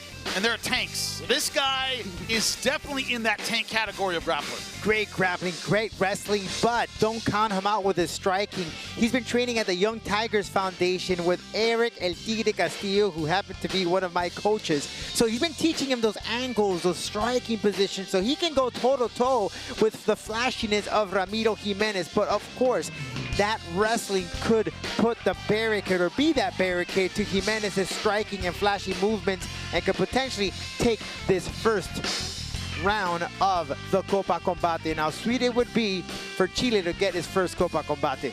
5-2 as a professional. Estaki, 145 pounds. Trying to get in there, be aggressive. You don't want to take damage in the opening round. It's a tightrope that all these fighters are going to have to walk. Let's take a look at the head-to-head. Only 2 years older is Pablo Burgos, 26 years old. Look at the height advantage for Ramiro Jimenez. Also a 4-inch reach advantage. That could be significant. We're ready to go. Welcome to Copa Combate. Bienvenidos a Copa Combate. Esta noche continuamos con mucha más acción con un premio especial. Tonight, we continue with much more action with a special prize. 2 vueltas de 5 minutos, 3 jueces, utilizando el sistema de 10 puntos. Este duelo en la división peso ligero this bout. In the lightweight division, los jueces son de Georgia Sar, Eliseo Rodríguez, Vicente Rodríguez, and Richard Green Sr. Y ahora, damas y caballeros, llegó el momento de un combate global.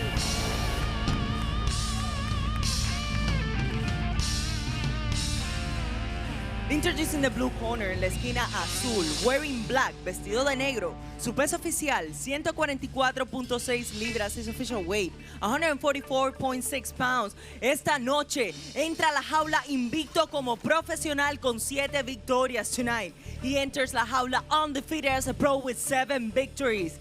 De sangre mexicana, Baja Cali, Baja California, México.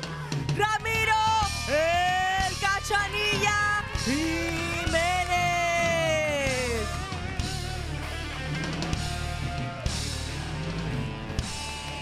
Introducing the red corner, en la esquina roja, wearing blue, vestido de azul. Su peso oficial, 145.2 libras, his official weight, 145.2 pounds, con un récord profesional de 5 victorias y 2 derrotas, with a pro record of 5 victories and 2 losses.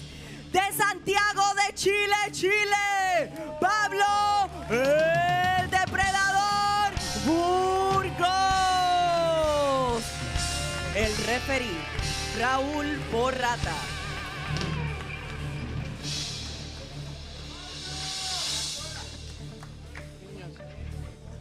En todos momentos, obey my commands and protect yourselves at all times. Toquen guantes, regresen a su esquina. We are just about ready to get underway. Copa Combate. Ramiro Jimenez in the Buckle black. up.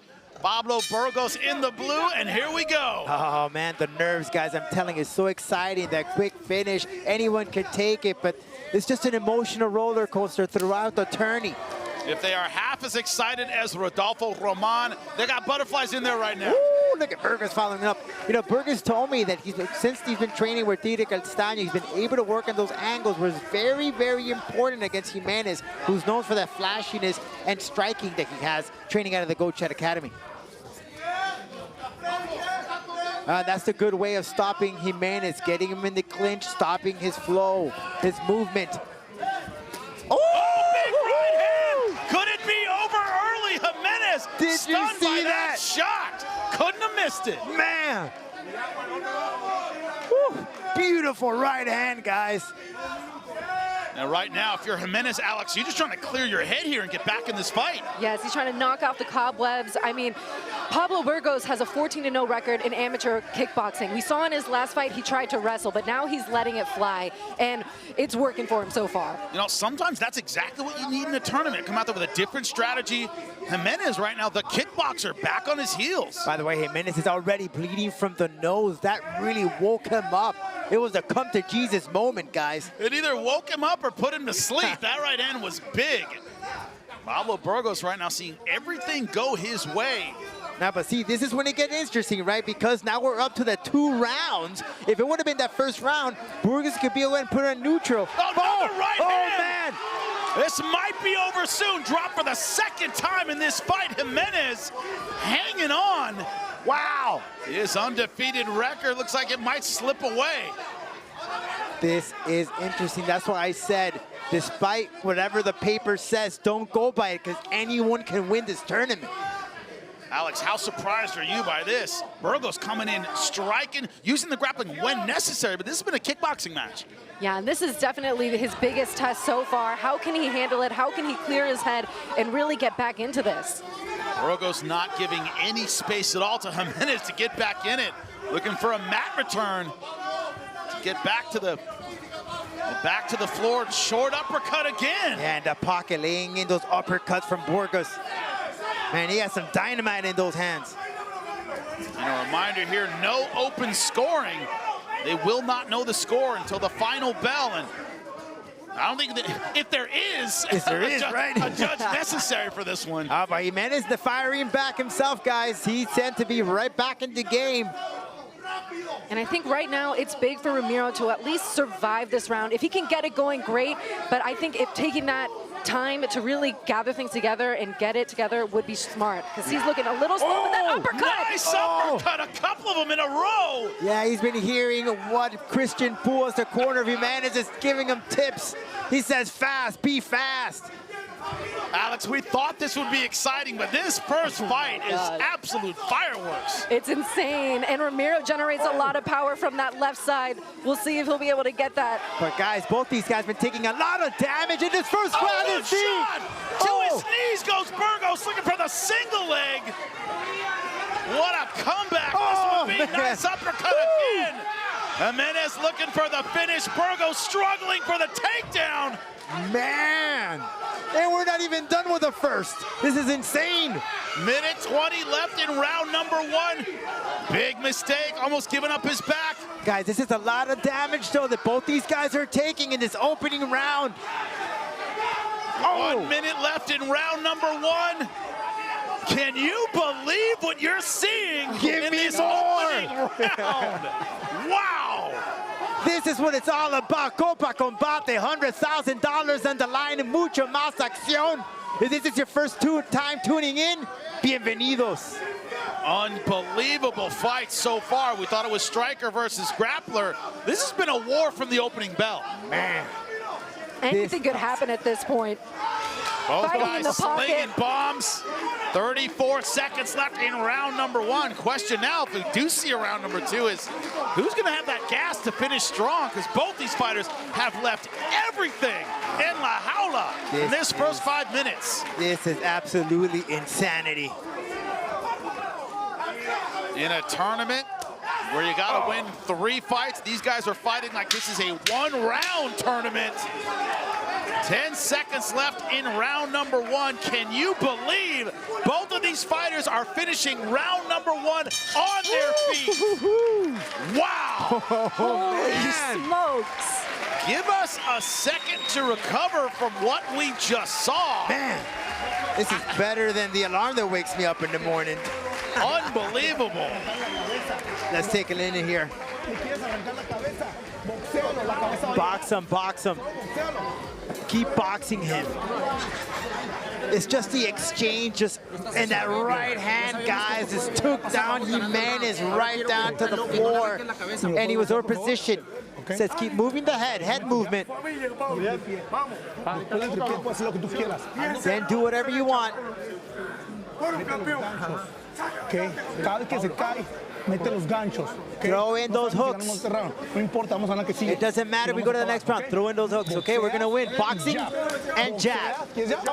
Boxing and jab.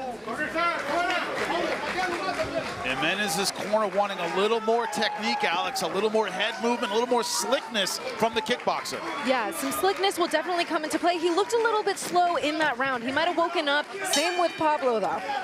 I mean, both these guys are just... Start of round number 2. It is unbelievable. We're seeing it. Pablo Burgos in the blue, Ramiro Jimenez in the black. And the fact that we're not getting that open scoring, right, to the end, that... Oh, the suspense. Man. That's what it's for, though, the suspense that we're all feeling. Oh, man. And to your point, Alex, about Jimenez, you know, kind of being shell-shocked, I think he may have expected a grappling match. Suddenly gets hit with a big right hand, and it's a different fight. And you got to remember that Pablo Burgos' coach, Pablo Villaseca, has competed in a Copa Combate before. So he definitely had some wise words for him coming into this fight. Question might become who has the endurance, who has the grit to see it through to the end of round number 2 after round number 1 that I think both fighters thought this might be over soon. Yeah, Jimmy, I just gonna, you know, the fact that Jimenez has Puas in his corner, and if you recall what happened the last time that Puas was in competition in La Jaula in that second round, his opponent's corner told him box him, and that's exactly what he did, and knocked him out with a jab. Could we see the same here from Jimenez? It looks like great job from that southpaw stance. The power left hand, Alex, right down the pipe. He's had success with it. Yes, he's starting to land it, and when he starts to land it, it comes in bunches. Not just singles. Look at the punches, almost identical, 13 to 14. Great sprawl. Wow. Let's see if he has any headlock game, if he wants to go back to some stand-up. Yeah, Burgos just threw in that desperate takedown. From Burgos right now in round number 2, looking a little bit more worse for wear, a little bit more winded. Yeah, the pace has been slowed down. I mean, after that 5 minutes of insanity. I mean, who could keep that pace for 10 minutes? Nobody on earth. 1 or 2 fighters could.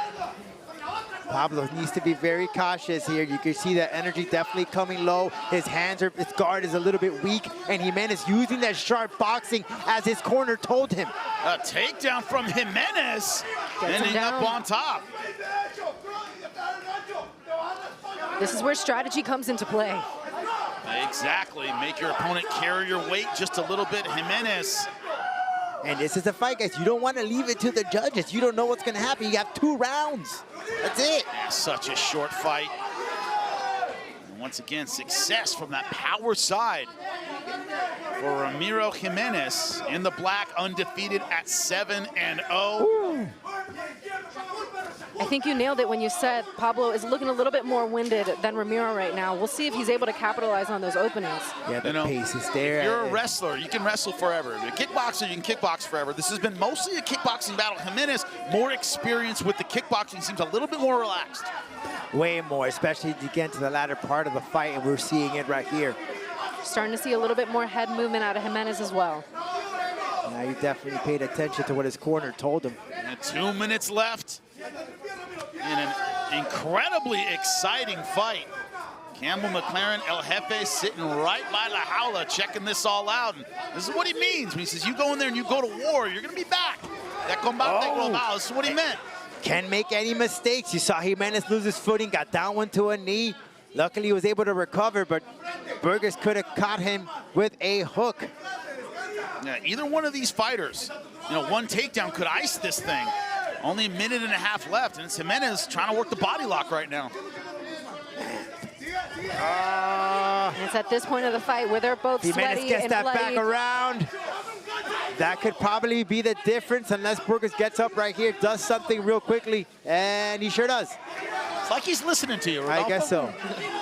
He's queued up, Jimmy. We are back to the feet in an absolute war. 1 minute left in round number 2. Ramiro Jimenez in the black, Pablo Burgos in the blue. Burgos almost getting a knockout in round number 1. Jimenez paid him back, almost got a finish at the end of round number 1. Round number 2, though, has belonged mostly to Jimenez. Man, I don't want to be a judge right now. No, you don't. So glad I have this job. And don't leave your couch, because these last 20 seconds that are coming up is going to be insane. Oh, man. Short punches from Burgos, trying to finish with combinations. Bullying Jimenez up against La Jaula. They're going to go just all out right here, guys. Yep, 15 seconds left. Attempt at the takedown. 10 seconds left. Who will finish strong? Jimenez going double leg. Physical pressure, attack to the end. Both of these fighters. Folks, this was the opening round fight. Can you believe it? Tension in here, palpable. Who will get the decision? We are all at the edge of our seats. Join us right after.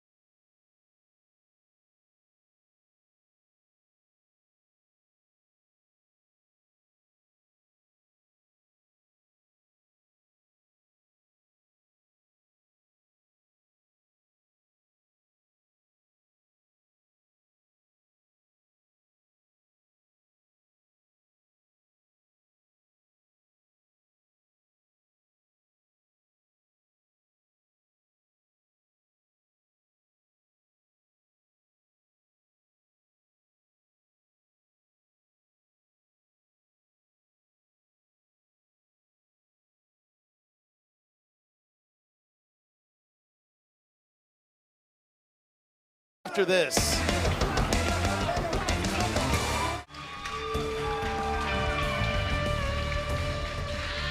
Welcome inside La Jaula, a fight that has lived up to the hype of this entire tournament, and it's the first one of the first round. Ramiro Jimenez in the black, Pablo Burgos in the blue. Who won it? Don't hold us in suspense. After 3 rounds of much more action, 2 rounds of much more action, this is the final decision. Después de 2 vueltas de mucha más acción, esta es la decisión oficial. Los jueces Richard Green Sr. and Vicente Rodríguez turn in identical scorecards of 20-18. Y Eliseo Rodríguez entrega tarjeta de 19-19. Eliseo Rodríguez turn in a scorecard of 19-19. And the winner by majority decision, el ganador por decisión mayoritaria, Ramiro Jimenez!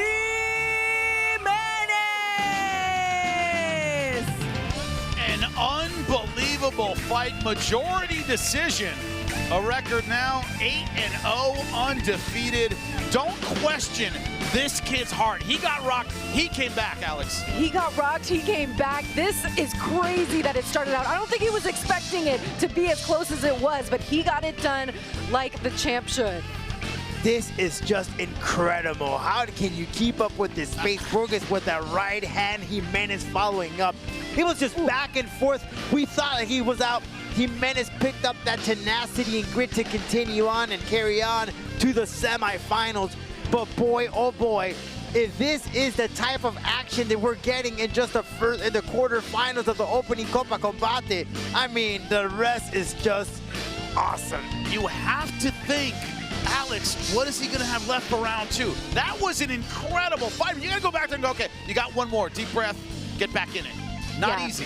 And now when he goes to the semifinals, he'll only have 1 round, so he is going to have to get his bearings together. His face did look a little bit bruised, but he has some toughness. He's a Mexican representing Mexicali. He's going to bounce back. You know, I'm curious to know, guys, that's a lot of damage that they took. Yeah. And you know, when you have that transition, Jimmy, if you're in a tournament, right, all that adrenaline is kicked in, then it goes down. To really bring it back up to that level is very difficult, and it doesn't matter how much endurance cardio you have, it really takes a lot from you to follow that up. Your body almost goes into shock, right? And you got to come back from it. Everything starts hurting again.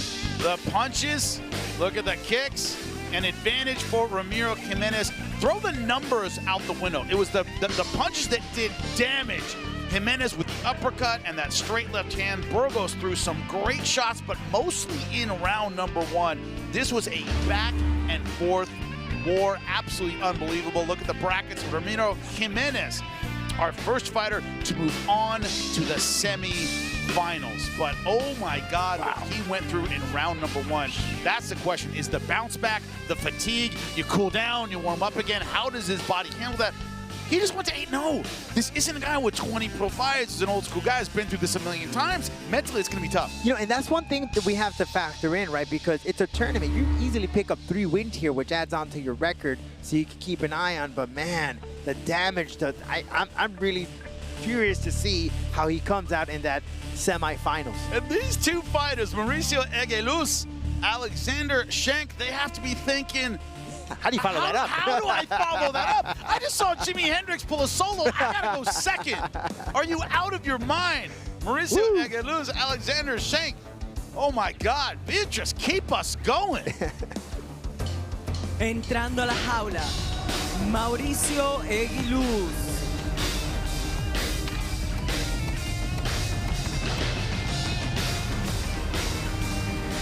There he is, Mauricio Eguiluz.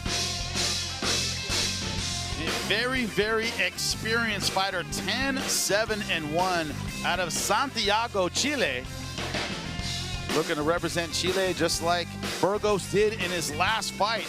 And that's another line here when it comes to this tournament. Some fighters have, 20 or so fights. He's one of the more experienced ones. Other guys just getting started in their careers. How do you see that experience, Rodolfo, being a factor here? Yeah, we just have here the Jefe just excited. Look, experience is key here, right? Because you've seen them all. You've seen what each opponent could do, whether it be a grappler, whether it be a striker, and he has it. He's faced a lot of tough dudes, making another appearance in La Jaulas. Great striking from Eguiluz. Great jab, great endurance.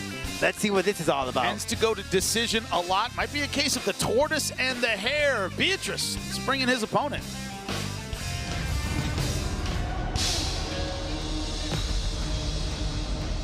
His opponent, Alexander Shank.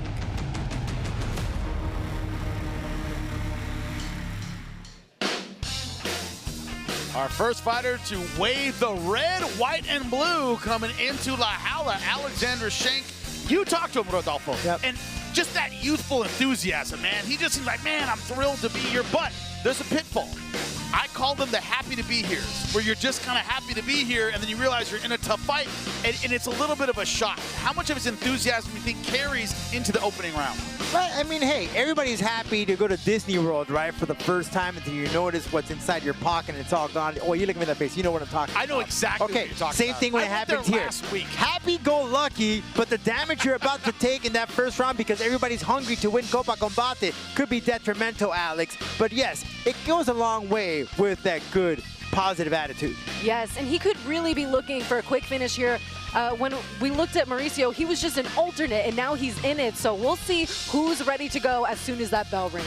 Shank, a southpaw, likes that lead kick. Very, very explosive, but has won a fair amount of decisions. He knows how to get it done in a long, difficult, grueling fight. Let us catch our breath, and we'll be right back.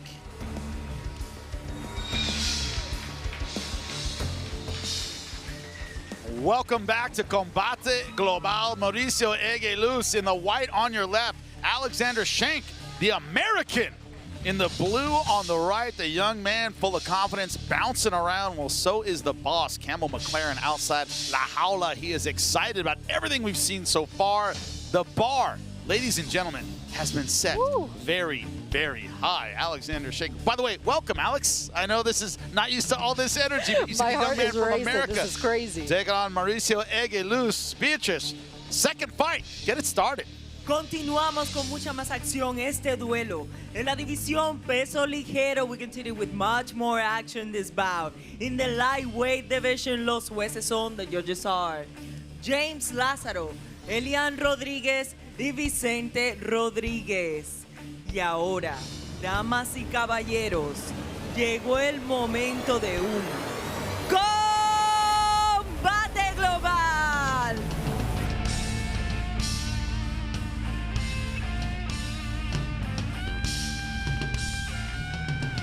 En la esquina azul, in the blue corner, wearing white, vestido de blanco, su peso oficial, 145 libras, he tipped the scale at 145 pounds, con un récord profesional de 10 victorias, 7 derrotas y un empate, with a pro record of 10 victories, 7 losses and 1 draw.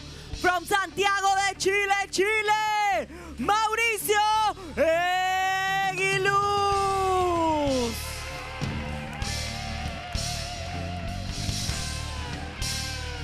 En la esquina roja, in the red corner, wearing blue, vestido de azul, su peso oficial, 145.4 libras, his official weight, 145.4 pounds, with a pro record, 7 victories and 2 losses, con un récord profesional de 6 victorias y 2 derrotas.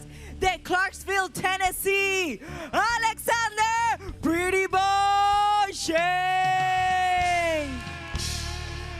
El referee, Christopher Miñoki. Okay, esta pelea son 2 asaltos, only 2 rounds. No tiran los codos o las rodillas en cabeza, por favor. No elbows, no knees to the head. If you want to touch gloves, go ahead. Buena suerte a los dos. Heard the referee in the tournament, no elbows, no knees. Why? Cuts tend to keep you from going on to the next round. Round 1, are you ready? Ask that to Ramiro. We are underway. Round number 1. Mauricio Eguiluz from Santiago, Chile in the white.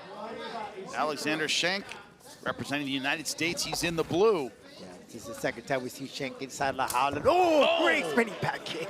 Known a lot for his wrestling, but right now what we're seeing is his stand-up game. just like Eguiluz, great striking, great boxing, that Mexican boxing style. Yeah, Mauricio getting in there quick. That second-degree black belt from Alexander Schenk is going to be tough. First-degree black belt in Taekwondo as well. He has a great spinning kick, too, from orthodox, and now we're going to see him work in the clinch. Now, this is where Eguiluz, this is kind of how he wins fights, right? He grinds you down, 10 wins, 9 of them decisions. What does that mean? He's used to going the distance. He's used to the long haul. He has the gas to pace a fight very, very effectively. Shank, you know, he wants to stay out of these kind of positions. Exactly, especially against Mauricio, who is a brown belt. He might get the better of these, but we'll see. Schenk is sometimes daring to go in for those takedowns. However, especially in the tournament, as we saw, we don't want to leave it to the judges, guys, because anything could go the opposite way, even though you think that you won the fight. You really got to go for the kill, especially in the quarterfinals. And also, only 2 rounds, cannot afford to get held against the fence for an entire round. You can easily lose a decision giving up just 1 round. And it's got to be on the mind right now of Alexander Schenk. He's pressed against La Jaula, going hard for the throw. Now hunting for the neck. At the same time, though, Eguiluz was trying to play it safe. Not taking, neither of these guys so far taking any heavy, hard shots. Good transition by Eguiluz on the ground, going for the wrestler's ride. Try to put that hook in briefly. Shank trying to break up that grip, push positioning his hip not to be taken down. He sure did. 18 professional fights for Eguiluz, 10-7-1. Shank only 8 fights into his professional career. This is fight number 9. Now this is a position that Alexander Schenk found himself in his last fight at APFC 5. He got in the rear naked choke position many times, and right now it could be more of a crank. Yeah, both but hooks if it's in tight though. enough, that could be a problem. Yeah, plenty of people tap to a crank. If it gets deep enough and strong enough. Now when there's $100,000 on the line, guys. You do what you gotta get. to the next level. You can crank my face straight Go off. ahead, rip my hair off. Let's go. Over the body triangle is Eguiluz. This is not where Schenk wanted to be in this fight. He does have that body lock, pretty tight too.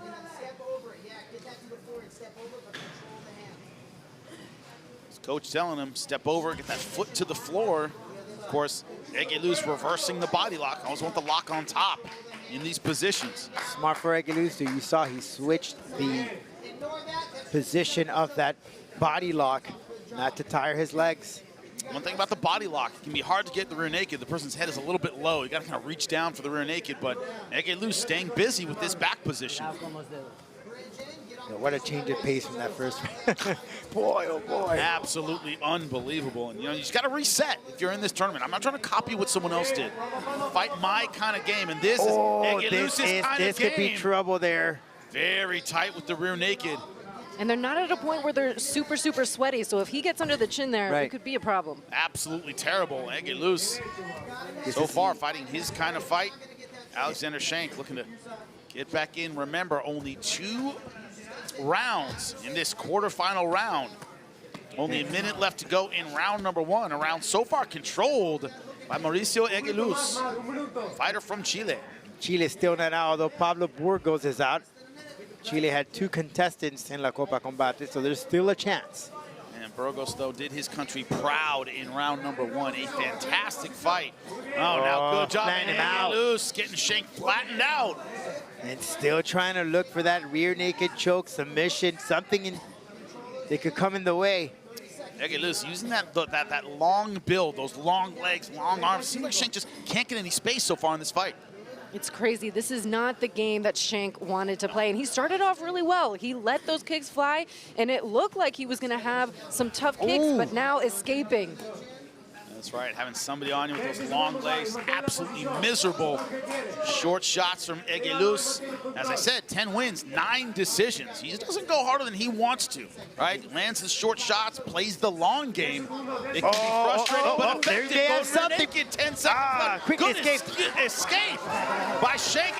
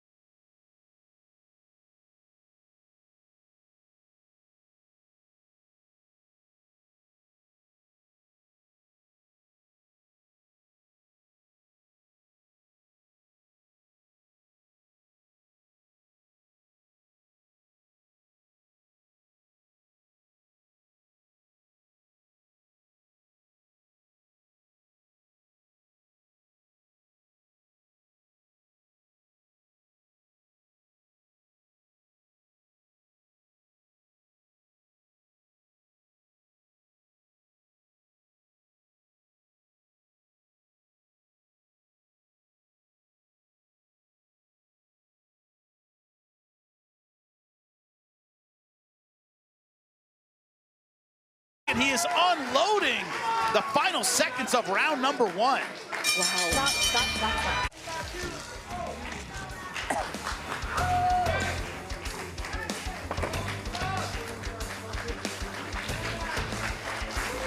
We are getting ready for round number 2. Mauricio Eguiluz on your screen right now from Chile, taking on Alexander Schenk, the American. Clarksville, Tennessee. Brash, young, confident, but spent all of round number 1 really on the defensive, mostly on the ground. Eguiluz fighting his pace of fight in the first round. Yeah, that's what his corner told him. Eguiluz, he said, hey, man, keep working that distance. You're doing well. When you have the opportunity, go in and grapple him. You're doing exactly what you should do. But Alexander's got to feel pretty good about himself. That's a brown belt that was on his back that wasn't able to finish him in the minutes that he had him there. But we'll see if he's able to get into the ground again and do the exact same thing. Garcia for all. Alexander Schenk did not come here for moral victories. He came here to win $100,000. In order to do that, he has to flip the script in this round number 2. But we're kind of starting where we were in round number 1. Now, finally, Schenk getting just a little bit of distance. How well can he use it? Known for his stance switches, his power from the southpaw stance. Now going back to orthodox. And mentally, you need to really certify yourself. You only have 2 rounds. That is it. So you need to bring everything that you can. Every second counts. Greatest freestyle wrestler of all time, Buvasayar Saitsev, 3-time Olympic gold medalist. I talked with a guy who wrestled with him. I said, what's it like? He said, every time he touches you, he draws you in. He's so strong, even at the end. This is the kind of thing Eguiluz is, went for that clinch from distance. It's like, boom, it just pulls Schenk in, and he can't get his game going. 100%. And even though Mauricio represents Chile, he moved to Mexico specifically for MMA training, now training at Entrum MMA. We'll see if he's able to get an escape here. A great sweep from the brown belt, back on top. X-guard sweeps should not be that easy in MMA, and he pulled it out perfectly. Just to piggyback off that, Alex, he left Chile about 2 years ago to go train in Mexico.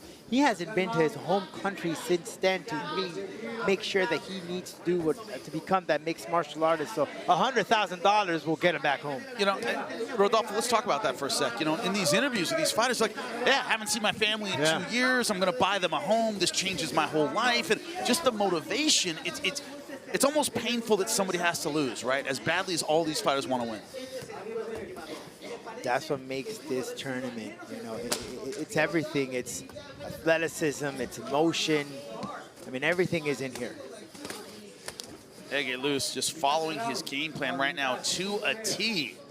It's almost like exactly what you guys were talking about at the beginning. This is a grappler's way to win. Not taking damage, short shots. I'm going to have plenty of gas for the second round. Don't do anything stupid. And in round number 1, we saw what 2 strikers do, which is just beat the brakes off of each other. And you're playing it safe, right? You're conserving your energy, not taking a lot of damage.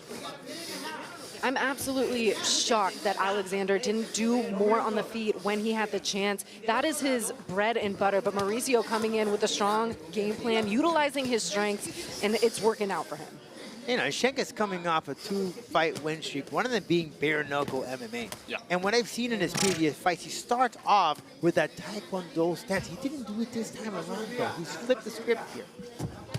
Easy pass, looking to get around the knee. Smooth. Beautiful step back, right? Exactly. Good job by Shank getting him back in butterfly guard, but minute and a half left, right? Eguiluz knows I don't have to do much.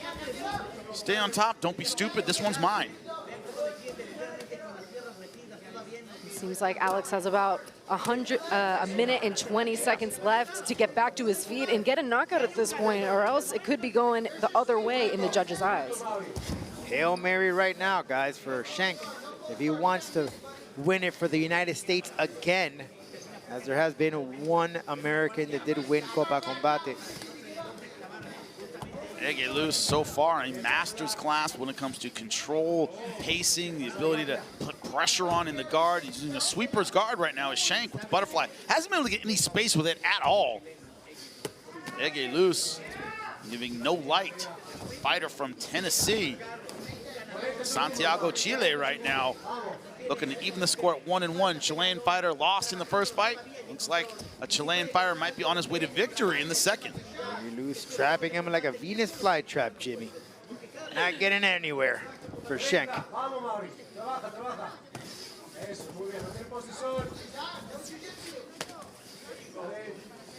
Not much damage, and I mean, this is going to play a critical role for Eguiluz.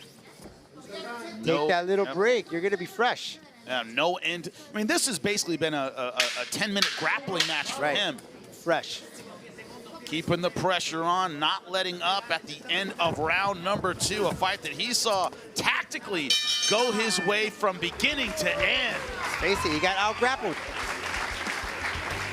Frustration on the face of Alexander Shank as he feels that fight slip away. We'll get the official decision when we come back to Combate Global. Our second fight of Copa Combate. You see the trophy there.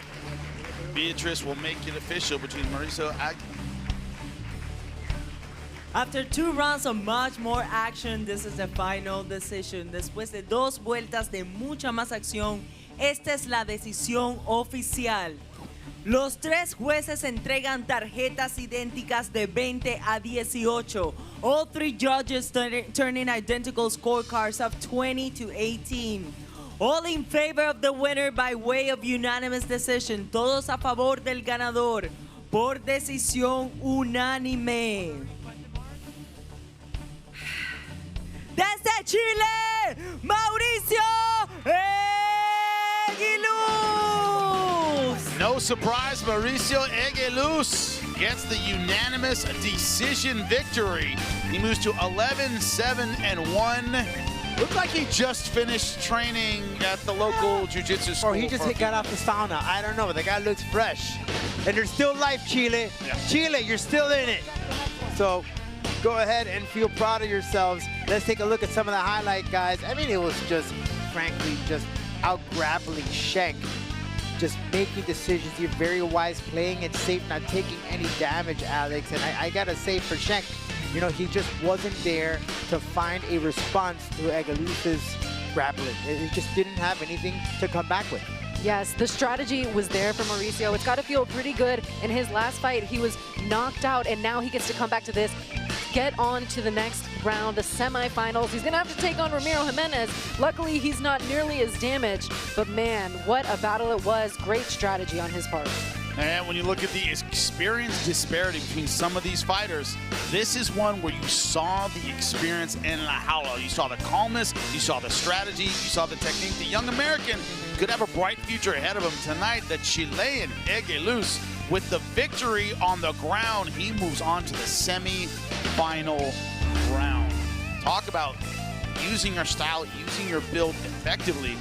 Eguiluz pitched a shutout, 57 punches to 8 kicks. Those were Shanks, but they were on the feet, and this fight didn't take place on the feet for very, very long. That surprised you a little bit, did it not, Alex? Yes, it definitely did. But again, the execution of that strategy by Mauricio, now it takes him against Ramiro Jimenez in the semifinals. But we have a whole other side of the bracket to get to as well. Oh my God, a whole other side. But man, that striker versus grappler we have in the first semifinal bracket, that's going to be absolutely incredible. But we are just getting started. We roll on again at 145 pounds. Don't go anywhere.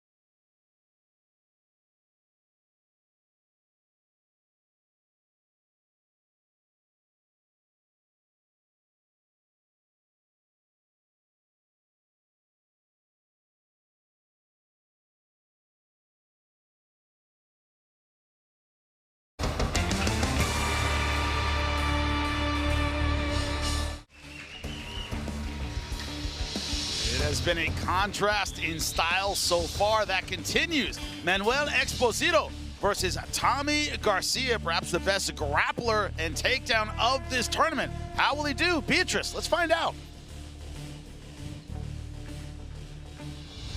Entrando a la jaula, Manuel Exposito.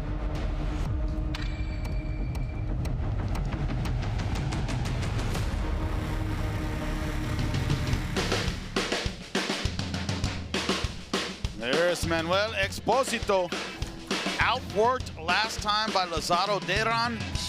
When I saw that fight, first loss of his career, I think this is the kind of fight you go back to the gym and you're pissed because he just got outworked. Started out strong, got outworked late by a superior wrestler, great wrestler from Cuba, and you go back and you I didn't work hard enough. It's the kind you bounce back really strong from. He's going to need that tonight. What are your thoughts, Alex? This is going to be his first time at featherweight as well. So who knows if when he was at bantamweight, he was feeling a little bit more drained. He could be coming into this with a little bit more energy, and that's definitely going to be needed with 100K on the line. Yeah, this dude has a sick stand-up, but he went to a really sick Lazaro Deran. Phenomenal wrestling, but he came out short, but he did well enough to sustain and continue. Walking in very, very calm. His opponent, let's see his demeanor. Beatrice, bring him in.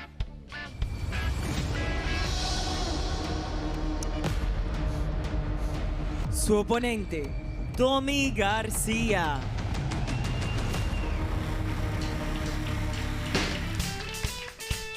Saw some excellent grappling in our last fight, right? We saw it from Mauricio Eguiluz last time out. But I would say right now with the bracket, the way it looks, Tommy Garcia is the only one I would define necessarily as a wrestler. He goes in there looking for the takedown, good transitions, slick on the ground. What do you think about his style and essentially taking on a fighter who just fell to a Cuban wrestler? What are your thoughts on this one? But the difference though between Deran, right, who's strictly, I mean, his wrestling is just tip-top shape, top of the line. But this dude has some really flashiness with his striking, right? So he could bring that to the table. But he did all those short stockies. A stocky dude could bring you down and out-wrestle you. And something that really in the Dominican Republic, when you look at some of the Dominicans, they're known for that striking. But Team Mordan, where he trains out of, they're training everything here to make that well-rounded fighter. Very, very slick, as you said, representing the Dominican Republic, making his Combate debut. He has fought for some big organizations, but his first time in Combate. We'll get it on as soon as we come back. And our tournament rolls on. That's right, Manuel Exposito versus Tommy Garcia. Both very, very young. Exposito, 23 years old. Tommy Garcia, just 4 years older. Slight height advantage for Exposito. Reach, almost identical. Beatrice, Callis, get us started. Continuamos con mucha más acción. Esta es la pelea de cuarto de finales. We continue with much more action. This is our quarterfinal bout of the evening. División peso ligero, lightweight division. Los jueces son the judges are Richard Green Sr., James Lázaro, and Elian Rodríguez. Y ahora, damas y caballeros, llegó el momento de un combate global.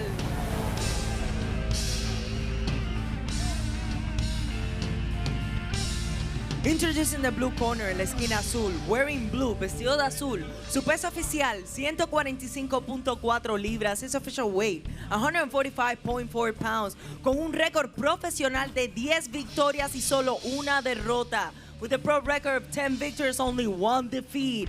From Altagracia, Córdoba de Argentina, Manuel Exposito.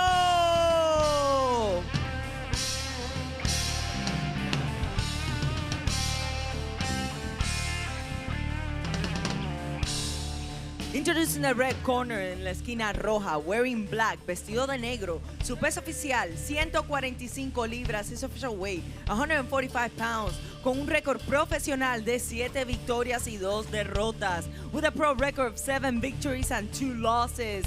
De Santo Domingo, República Dominicana, Tommy La Salsa Garcia. El referí, Raúl Porrata.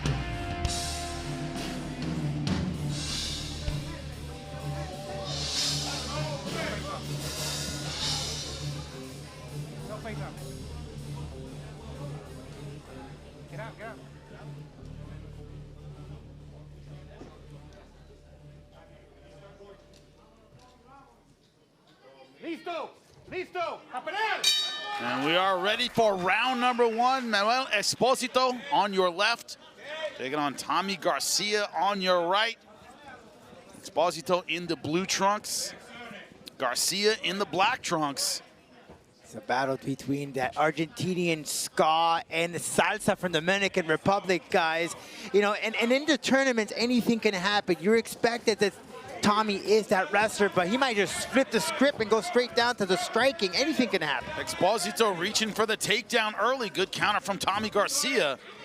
Thinking about Exposito, I can't believe he fought at 135 pounds. He's a big 45er. Dude, yeah, man. He has some powerful head kicks. Watch out for those things, but you're come in handy if you want to finish off your opponent very early on in this tourney.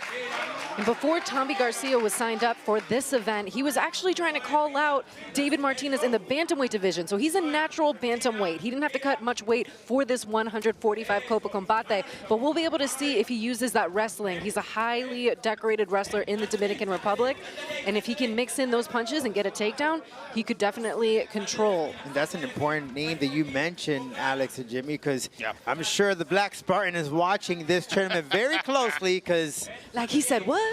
One of these guys could be his next opponent. And right now, they're worried about each other. Exposito right now working that over-under, pushing Tommy Garcia against the fence. A lot of grappling so far in this fight. Both guys willing to engage. Nobody really committing to the takedown with their hips yet. And on cue, Exposito drops. Great counter from Tommy Garcia. Yeah, like that first quarterfinal, both of these two quarterfinals that we've seen, a lot more slow-paced, a lot of grappling, clinch work. We'll see if Tommy Garcia is able to work anything off that underhook. Right now, happy with just the knees. Oh, but an inside trip. As back and forth they go, the fighter from Argentina taking on the fighter from the Dominican Republic. Tommy Garcia in the black, making his combate debut. Manuel Exposito has been here before. An outside trip doesn't finish. Good job from Tommy Garcia, ending up on top. Too high in the ride, as they say.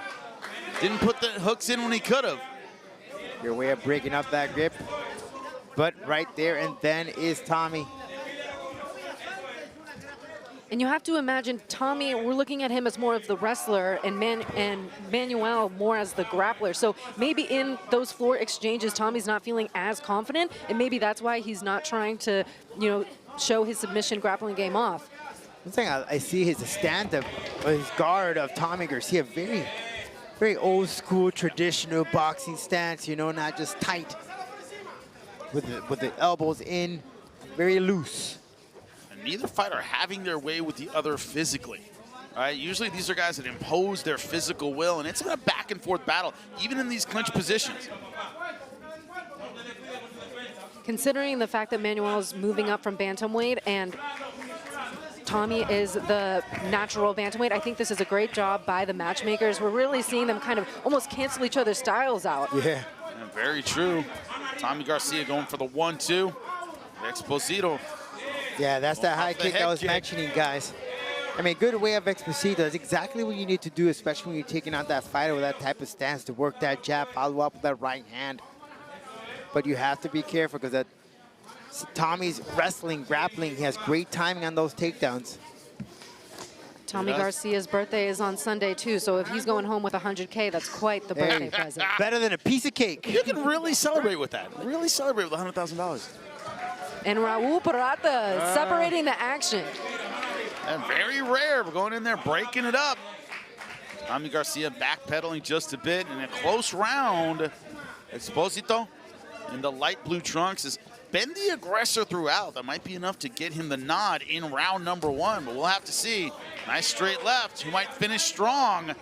Coming up on 30 seconds left to go in round number one. Yeah, well, Exposito definitely learned a lot from that fight with Ron. He came in and he was undefeated, so taking on a top-notch wrestler just changes and knows where you need to fix your holes. And he's fighting out this first round strong so far. Finishing tough is the fighter from Argentina on your right. It's definitely very entertaining to see Manuel switch stances, really making Tommy Garcia stay on his toes here. Under 10 seconds left.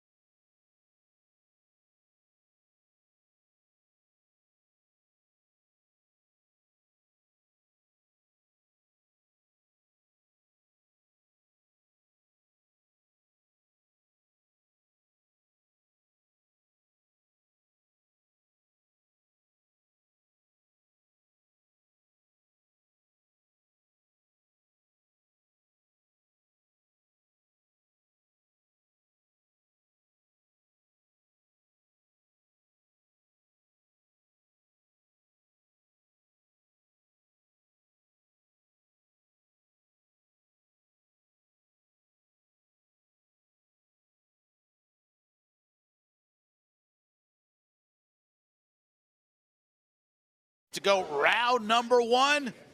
Who has the gas to finish strong in round number 2?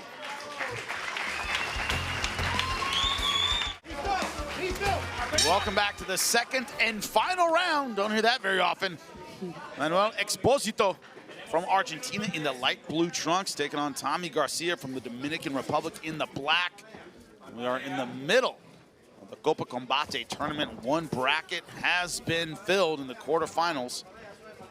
And there's no open scoring, but were you leaning any which way on that last round? Right now, definitely leaning Exposito in round number 1. Oh! There might not be any need for judges after this. Another right hand. Tommy Garcia. He's woozy, guys. Exposito up, He's and it's woozy. over. Referee, stop the fight. And there is some serious protest from Exposito. Thought that was a little premature. Exposito was rocked. He was moving backward. He was woozy, but man, absolutely unbelievable disappointment on the face of Manuel Exposito. Let's take a look here. That fast pace, and it was that right hand, was it? That down a hit, clobbered Exposito. Yeah, there it is. Boom, straight down. 1-2. You're gonna see him right there. 1 to 1 knee. He's gonna fall.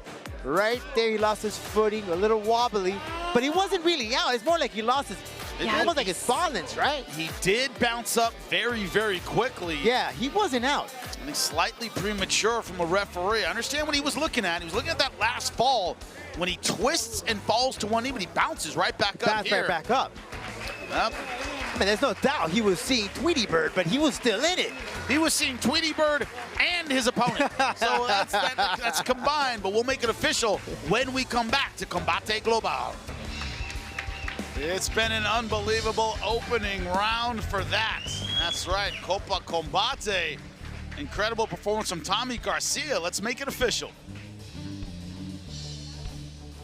El tiempo oficial.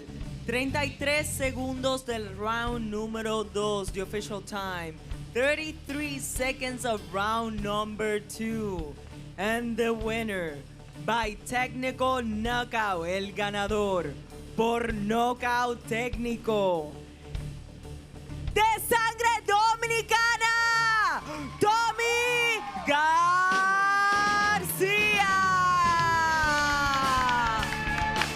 Tommy Garcia moves to 8-2. We talked about his wrestling, but it was his power from the stand-up that led to that TKO in round number 2. Unbelievable. Well, you can see Exposito here a little disappointed due to that referee stoppage. Tommy Garcia using that wrestling deal. We didn't need it because it was that KO that knocked out his opponent Exposito from Argentina. I can see why Exposito is a little bit disappointed. And you'll see the replay here that he's taken down, but he quickly gets back up on his feet. But Exposito in that first round, guys, I mean, it was all him, right? He had that round, I would say, and then that second is when he encountered that right hand that took him down, and referee stepped in. But part of it, was this lack of respect. You see me coming in, ate a couple right hands, didn't respect the power, went right back into it. Right there, boom. Shot. It was a 1-2 shot combination, followed up with a third one, but he quickly right back up. He was still in it. I'm not saying that he wasn't dazed. He probably was, right? He was seeing a little blurriness, but he was able to overcome. And look, if you get your opponent in your clinch, you're able to recover and continue on. But hey, safety first. The stats don't really tell the story here. You see right here, 12-9 in punches. Tommy Garcia landed 2 kicks to Exposito's 4. But it was the power in that second round, right? It's the ones that matter that really was the difference. Tommy Garcia moves on. Not just that.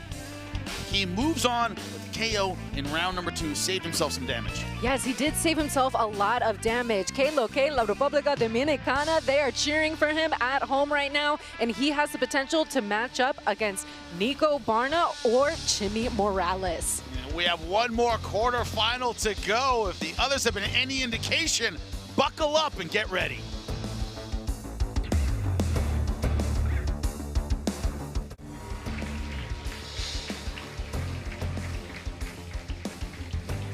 Welcome back to Combate Global. It is our last quarterfinal fight of the evening. Nicolas Barna versus Leonardo Morales.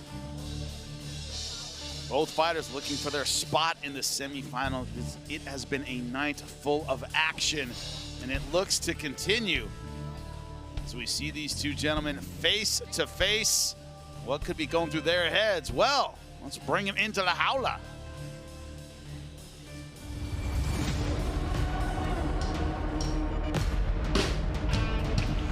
Entrando a la jaula, Nicolás Barna.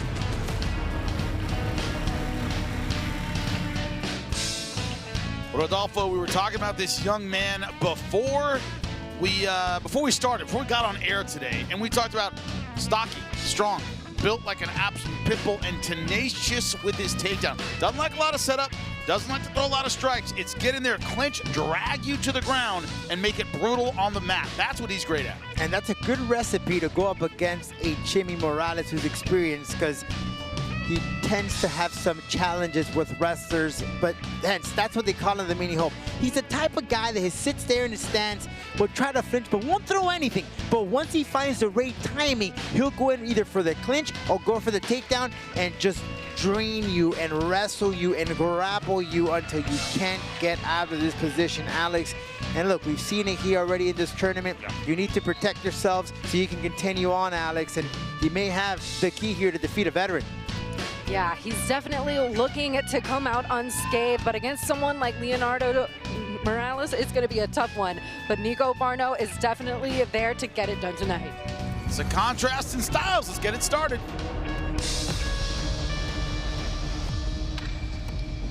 Su oponente, Leonardo Morales.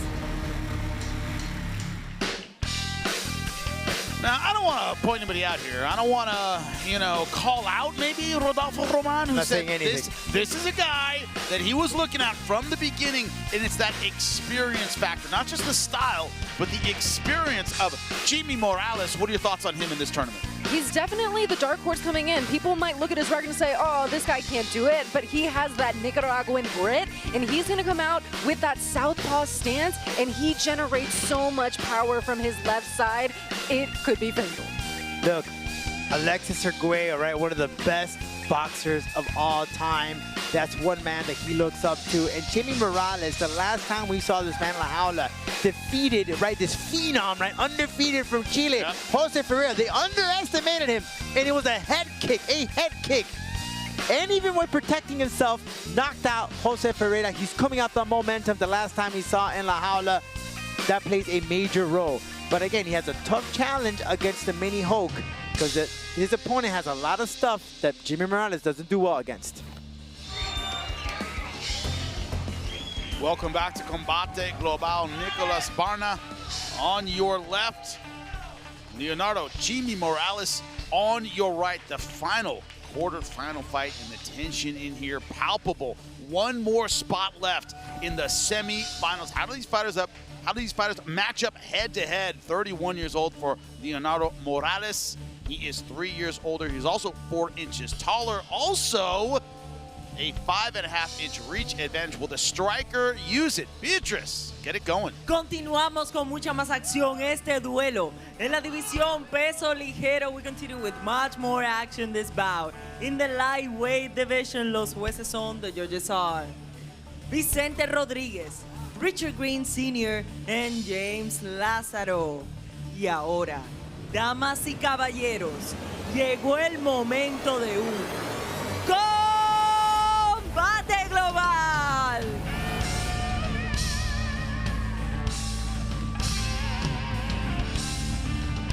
En la esquina azul, in the blue corner, wearing black, vestido de negro, su peso oficial, 146 libras, his official weight, 146 pounds, con un récord profesional de 8 victorias y 3 derrotas, with a pro record of 8 victories and 3 losses.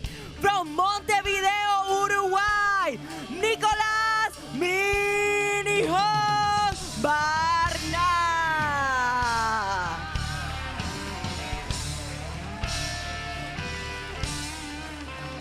En la esquina roja, in the red corner, wearing blue, vestido de azul, Su peso oficial, 145.8 libras. His official weight, 145.8 pounds. Con un récord profesional de 13 victorias y 9 derrotas. With a pro record of 13 victories and 9 losses.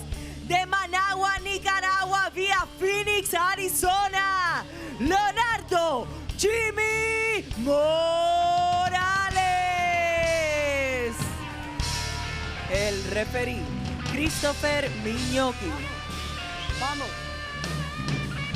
Ok, nada más tenemos 2 asaltos. No tiran los codos o las rodillas a la cabeza. Si quiere tocar guantes otra vez, puede. Buena suerte a los dos. Uruguay versus Nicaragua. A la jaula, por favor. Nicolas Barna from Uruguay. He's in the black trunks. Leonardo Jimmy Morales, he's in the blue. We're underway, round number 1, our last quarterfinal fight of the evening. Like how Jimmy Morales coming out a little low here on his stance. Known for that kickboxing, that head kick, the knockdown Jose Ferreira. Good striking, fast hands. But Barna really doesn't throw. He just waits for the right moment until he takes you down. If he's able to take down Jimmy, it could be a very tough position for the Nicaraguan. Right now you can see them kind of figuring out that rhythm of each other. No matter where Leonardo's back leg is coming from, whether it's your inside leg, a head kick, or body, it's gonna hurt. So that southpaw position against orthodox right now is gonna open up a lot of different things. And in this type of tournament, since you only have 2 rounds, that whole feeling out process, it's almost like you gotta just take it out the window. Oh! Those opposite stances, that body kick of Jimmy Morales, it targets the liver on the right side, and that'll stop a fight instantly if it lands. And Great he's throwing kick. it with reckless abandon. Beautiful. He has to keep that distance away from that wrestler of his opponent, but great jab, great striking so far to keep him away. And starting to see a little bit more feints from the hips from Jimmy. He's also using his backhand as a distraction, so Nico doesn't know what's coming next. That's right. Going out of the southpaw stance is Leonardo Jimmy Morales. And Barna. Yeah, he won't counter Jimmy. He will not counter. You're correct. When we were breaking down, the weaknesses of these fighters, the problem with Barna is he doesn't throw enough hands to set up that takedown. And he doesn't have those long legs like Jimmy's with those kicks. Jimmy doing a great way of bringing down that stance, landing in that inside kick. And Nico Barna, a purple belt, who won his last fight by decision, which is what punched his ticket into this tournament tonight. And Jimmy Morales right now not looking for a ground battle. Looking to keep this one at distance with those long power tools on the left side. Power punch and power kick. Look at that. Right Beautiful. there, looking for that. Even if it doesn't land, Alex, it lets you know this is in my back pocket. You put that hand down, I'm going to make you pay. Exactly, and that's the exact kick that knocked out Jose Ferreira, Tiro Loco, the undefeated fighter back then. Now only 1 loss to Jimmy Morales. And Jimmy's not using those kicks for setups, guys. He's doing it for a KO. And so far, kind of heavy-footed, right? Planting his legs and then bang, turning over that kick. As you said, no setup. Yeah, putting all that weight and that as soon as he turns that hip. No light teeps, no question mark kicks. This is about the power shot. Straight for the kill. Yep. And he just looks so calm out there. It kind of has to do with the heavy-footedness, like you said. He's just walking him down and waiting for his moment. Also not taking on a guy, I think that I hate to say it, but he respects right now. Nicolas Barna hasn't thrown the punch to get the respect of Jimmy Morales, hasn't backed him off, hasn't given him any reason to do anything but what you're saying, Alex, which is, land the big shot. Look at that rib area of Barna, all red on the right hand, on the right side. Yeah. I want you to point that out. Jimmy is playing a very structured, great teep there to the gut as well. So far, everything going the way of the fighter from Nicaragua. And when Nico got the call for this tournament, he was actually still celebrating the win of his past one. So we'll see if he's able to get it together. He had to get a quick training to get it together, and now he has a tough opponent in Jimmy Morales. As you say, sometimes you got to sell out to get the grappling going. You got to take those 1 or 2 punches, walk through the fire, and right now, Barna looking like he's realized, look, I'm not going to take this guy down from the outside. Got to get in. Now he's throwing in a 1-2 combination. He's reacting to it, but Jimmy, good way of protecting himself, keeping them hands up. And even if Nico tries to go for any feints, Chimmy just counters with heavy hands.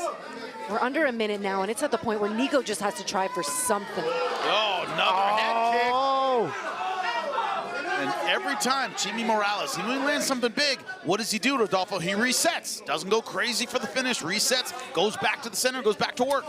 That's what happens. Chopping him down, boys and girls. That's what happens. You've had 22 fights under your belt. You don't get overly excited. You go right back to work. What I like for Chimmy is like he just knows when that jab of Nico is coming, just swats it away. Good job now playing to the legs, working the head to the toes. Now Chimmy up in his stance instead of coming in low. Chimmy's starting to play with it a little bit. Yeah, he's having fun with it now. Right. He's having fun now. Because he knows he's getting him with the kicks. There's no fun to be had so far for Nicolas Barna, the fighter from Uruguay. Having some trouble right now with the striker from Nicaragua. Mírame, bien, bien. Mira. Breathe. Good job. Mírame. Muy bien, hay que movernos. Good move, keep moving. Work at the bottom and the body. Muy bien. Good job. Vamos a cerrar arriba, pero nos podemos confiar. All right, can fighters just keep going. Muy bien. Bien, bien, bien. Good. Yeah, as you see, guys, that was the difference in this fight. Those head kicks, beautiful.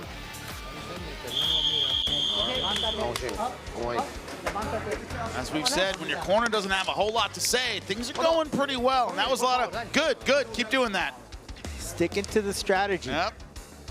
Boy, if we get Jimenez and this dude with those kicks, I don't want to jinx anybody, but boy. By the way, Rodolfo Roman just got to his feet and is pacing around. I've for been. this fight to start. I have pacing been around like a caged animal. You're not gonna have me seated here and watching this tournament. Round number 2. Look at this Hollywood movie. Leonardo Chimmy Morales, tournament, Jimmy. The blue shorts on versus Nicolas Barna in the black. Barna, the grappler, unable to get his game going in round number 1. Chimmy Morales having his way so far on the feet.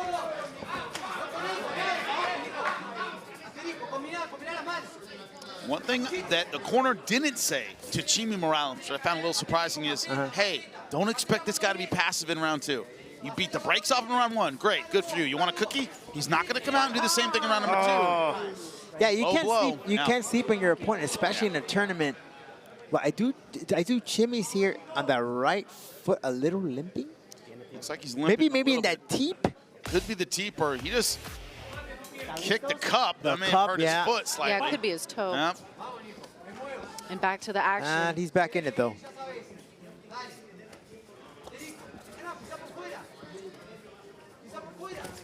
Stopped him. Great. Beautiful job stopping the takedown of Nicolas Barna. Both guys changing levels at the same time.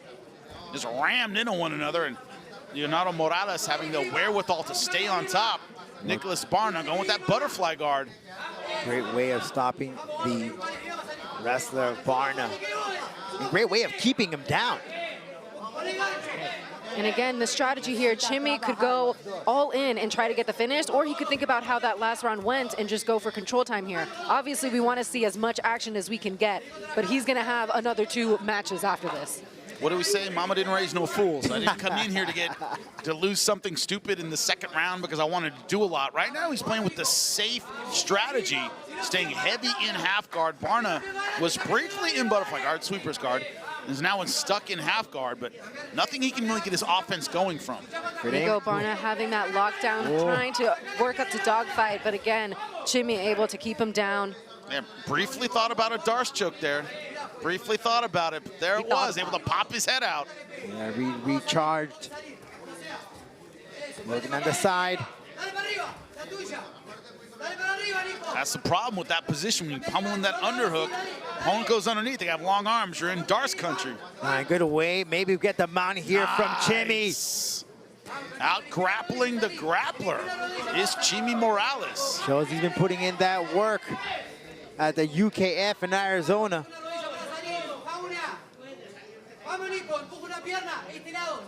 You know, I must say that this is pretty impressive stuff from Chimmy, because we've seen him in the past. When he goes to the ground, he has some challenges, but here, he's doing a phenomenal job. I hate to give you credit, but Rodolfo, you did say Chimmy Morales, somebody to keep your eyes on in this tournament. So far, he's lived up to those words. You said that you like the wrestlers too, so now he's going to have to go up against a wrestler if he comes out with the win with this one against. Yeah, I'm not saying anything. I just said what I said. I am neutral as the day is long. We see right on top of Leonardo, Chimmy Morales staying patient in half guard. Nicholas Barna finally able to get this fight to the floor, but hasn't been able to accomplish anything. It's been stuck on bottom, under 2 minutes left in round number 2. Remember, they are only 2-round fights. Commission will only allow so many rounds. Yeah, referee just gave him a warning that both men need to work, but I see both men being active. Maybe the crowd here and the referees a little spoiled by the action we've seen in other fights. But Chimmy Morales back to his feet. Nicholas Barna needs to find a way in big time with 1 minute and 20 left. And let's see if Nico can time one of those kicks, catch it, get a takedown, and be able to work a little bit more of his game, or what we thought was his game. There. I think Barna almost attempted to go for the knee there and nearly got caught. Needs to be careful. You still got 1 minute left. Nicholas Barna expect a frantic pace under 1 minute left. The fight he is behind, being controlled by Leonardo Chimmy Morales. Very experienced, 22 professional fights. He's the most experienced fighter in this tournament. So far, it has shown. Barna trying to roll for the knee bar, nothing happening there. Chimmy Morales will not let off when it comes to the pressure. Nicholas Barna forced to fight from his back throughout round number 2. Just Jimmy doing a great, wonderful job and putting the brakes on Barna. In fighting, in grappling, you know when to go, you know when to stop. Leonardo Morales has used his energy expertly throughout this fight. Great job finishing with some big punches. Nicholas Barna back to his feet. What can he do with it? Chimmy Morales finishes with a flurry. Two warriors who left it all in there. Copa Combate, you see it there, goes to one fighter. Last fight of the quarterfinals is over, but who won it? After 2 rounds of much more action, this is the final decision. Después de 2 vueltas de mucha más acción, esta es la decisión oficial. Los 3 jueces entregan tarjetas idénticas de 20 a 18. All 3 judges turn in identical scorecards of 20 to 18. All in favor of the winner by way of unanimous decision. Todos a favor del ganador por decisión unánime. De Nicaragua, Leonardo Chimmy Morales. No surprise at all, Leonardo Chimmy Morales striking in round number 1, grappling in round number 2. He controlled this one from start to finish, the 14th win of his professional career. A little bit of a limp. Hopefully that isn't a problem in the next round, because this one, Rodolfo, was a banger. It sure wasn't, and I hope he does recover. I saw the doctors checking on that right knee. We don't have any official word, but look, you put on a perfect performance here against a grappler, Alex, and to finish off the way he did, so confident with a smile. But I don't know about the right knee. They even asked him, hey, if you're able to come for the final decision, do so. If not, stay on the stool. I don't know, guys. It's not looking good from what I saw there. He was definitely the fighter tonight that came out with the most confidence. He was having fun out there, smiling, almost playing with his prey a little bit, and really, you know, getting the job done there. Yeah, you saw the stats. It was one-sided, but now we have our semi-final bracket set. Leonardo Chimmy Morales will take on Tommy Garcia. Ramiro Jimenez, who went to war in the quarterfinals, will take on Mauricio Eguiluz, who won a one-sided grappling battle. So, now we have our semi-final set. This is what I love to do, Alex. I love to put Rodolfo on the spot. I'm gonna do it again, but I'm gonna start with you. what is your fighter of the night in the quarterfinals? My fighter of the night was going to go to Leonardo, but after that limp, I don't know if he can be my favorite anymore. I got to give it to Tommy Garcia, who got the finish. Jimenez, man, he went in there with grit, tenacity, brought everything. Let's see what he's all about in the next time around. It was a great night of fights, but it was just the quarterfinals. Next time out, our semifinals for everyone behind the scenes and the boss, Campbell McLaren. Have a great night.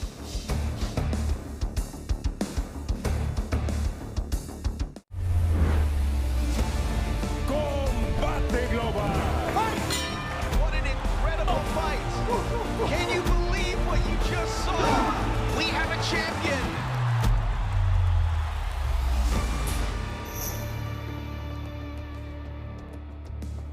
Here in Miami, La Jaula awaits. The preliminary card always delivers. And we'll get it started here in moments on Paramount Plus. Glad to have you on board. A worldwide audience, a huge record-breaking audience a couple of weeks ago. And now we keep the momentum with Combate Global, knowing we're well into the second half of the year. The rankings are out. A lot to be excited for. The Copa will be determined in a few months. Inside La Jaula, the best in the world come together with mucho más acción. Max Pretos, Rodolfo Roman, Thunder Rosa, and this is the main card that we will be calling. Christian Barraza versus the number 5 bantamweight Ismael Zamora, Enzo Perez versus Luis Chavez, and Colin Luberts faces Marcos Lloreda, where already the gauntlet has been thrown down between those two big, fit 170-pounders. But we get the preliminary action started. Ulises Molina out of San Francisco. Ramon Vizcarra from Mexicali. Little USA, Mexico. That's the best way to get things started here on Combate Global. A real important fight for two guys that need a boost. Let's get it started the best way we can with Lupe Contreras. Entrando a la jaula, Ulises Molina. Ulises Molina, amateur champion in MMA a couple times, training out of the well-recognized Dragon House MMA. Also, Rodolfo got some good kickboxing in it. Rufus Sport, we know one of the better gyms in the United States there. So many great names have come out of that sport, and Rufus too, a huge name in the sport of kickboxing and Muay Thai. In fact, we go on down the history lane where they have the kickboxing and the Muay Thai, but this man is game right here, making action inside La Jaula, getting ready for action, and I dig the hairdo, man. Second fight here in Combate. Yeah, he's going red. Let's go back to Lupe. Su contrario, Ramon Vizcarra. Thunder Rosa, this is the man they called Wild Boy from Mexicali, which is a hotbed for MMA, certainly as it applies here to Combate Global. This is his 5th fight here with the company. As we said, he'll feel very comfortable here.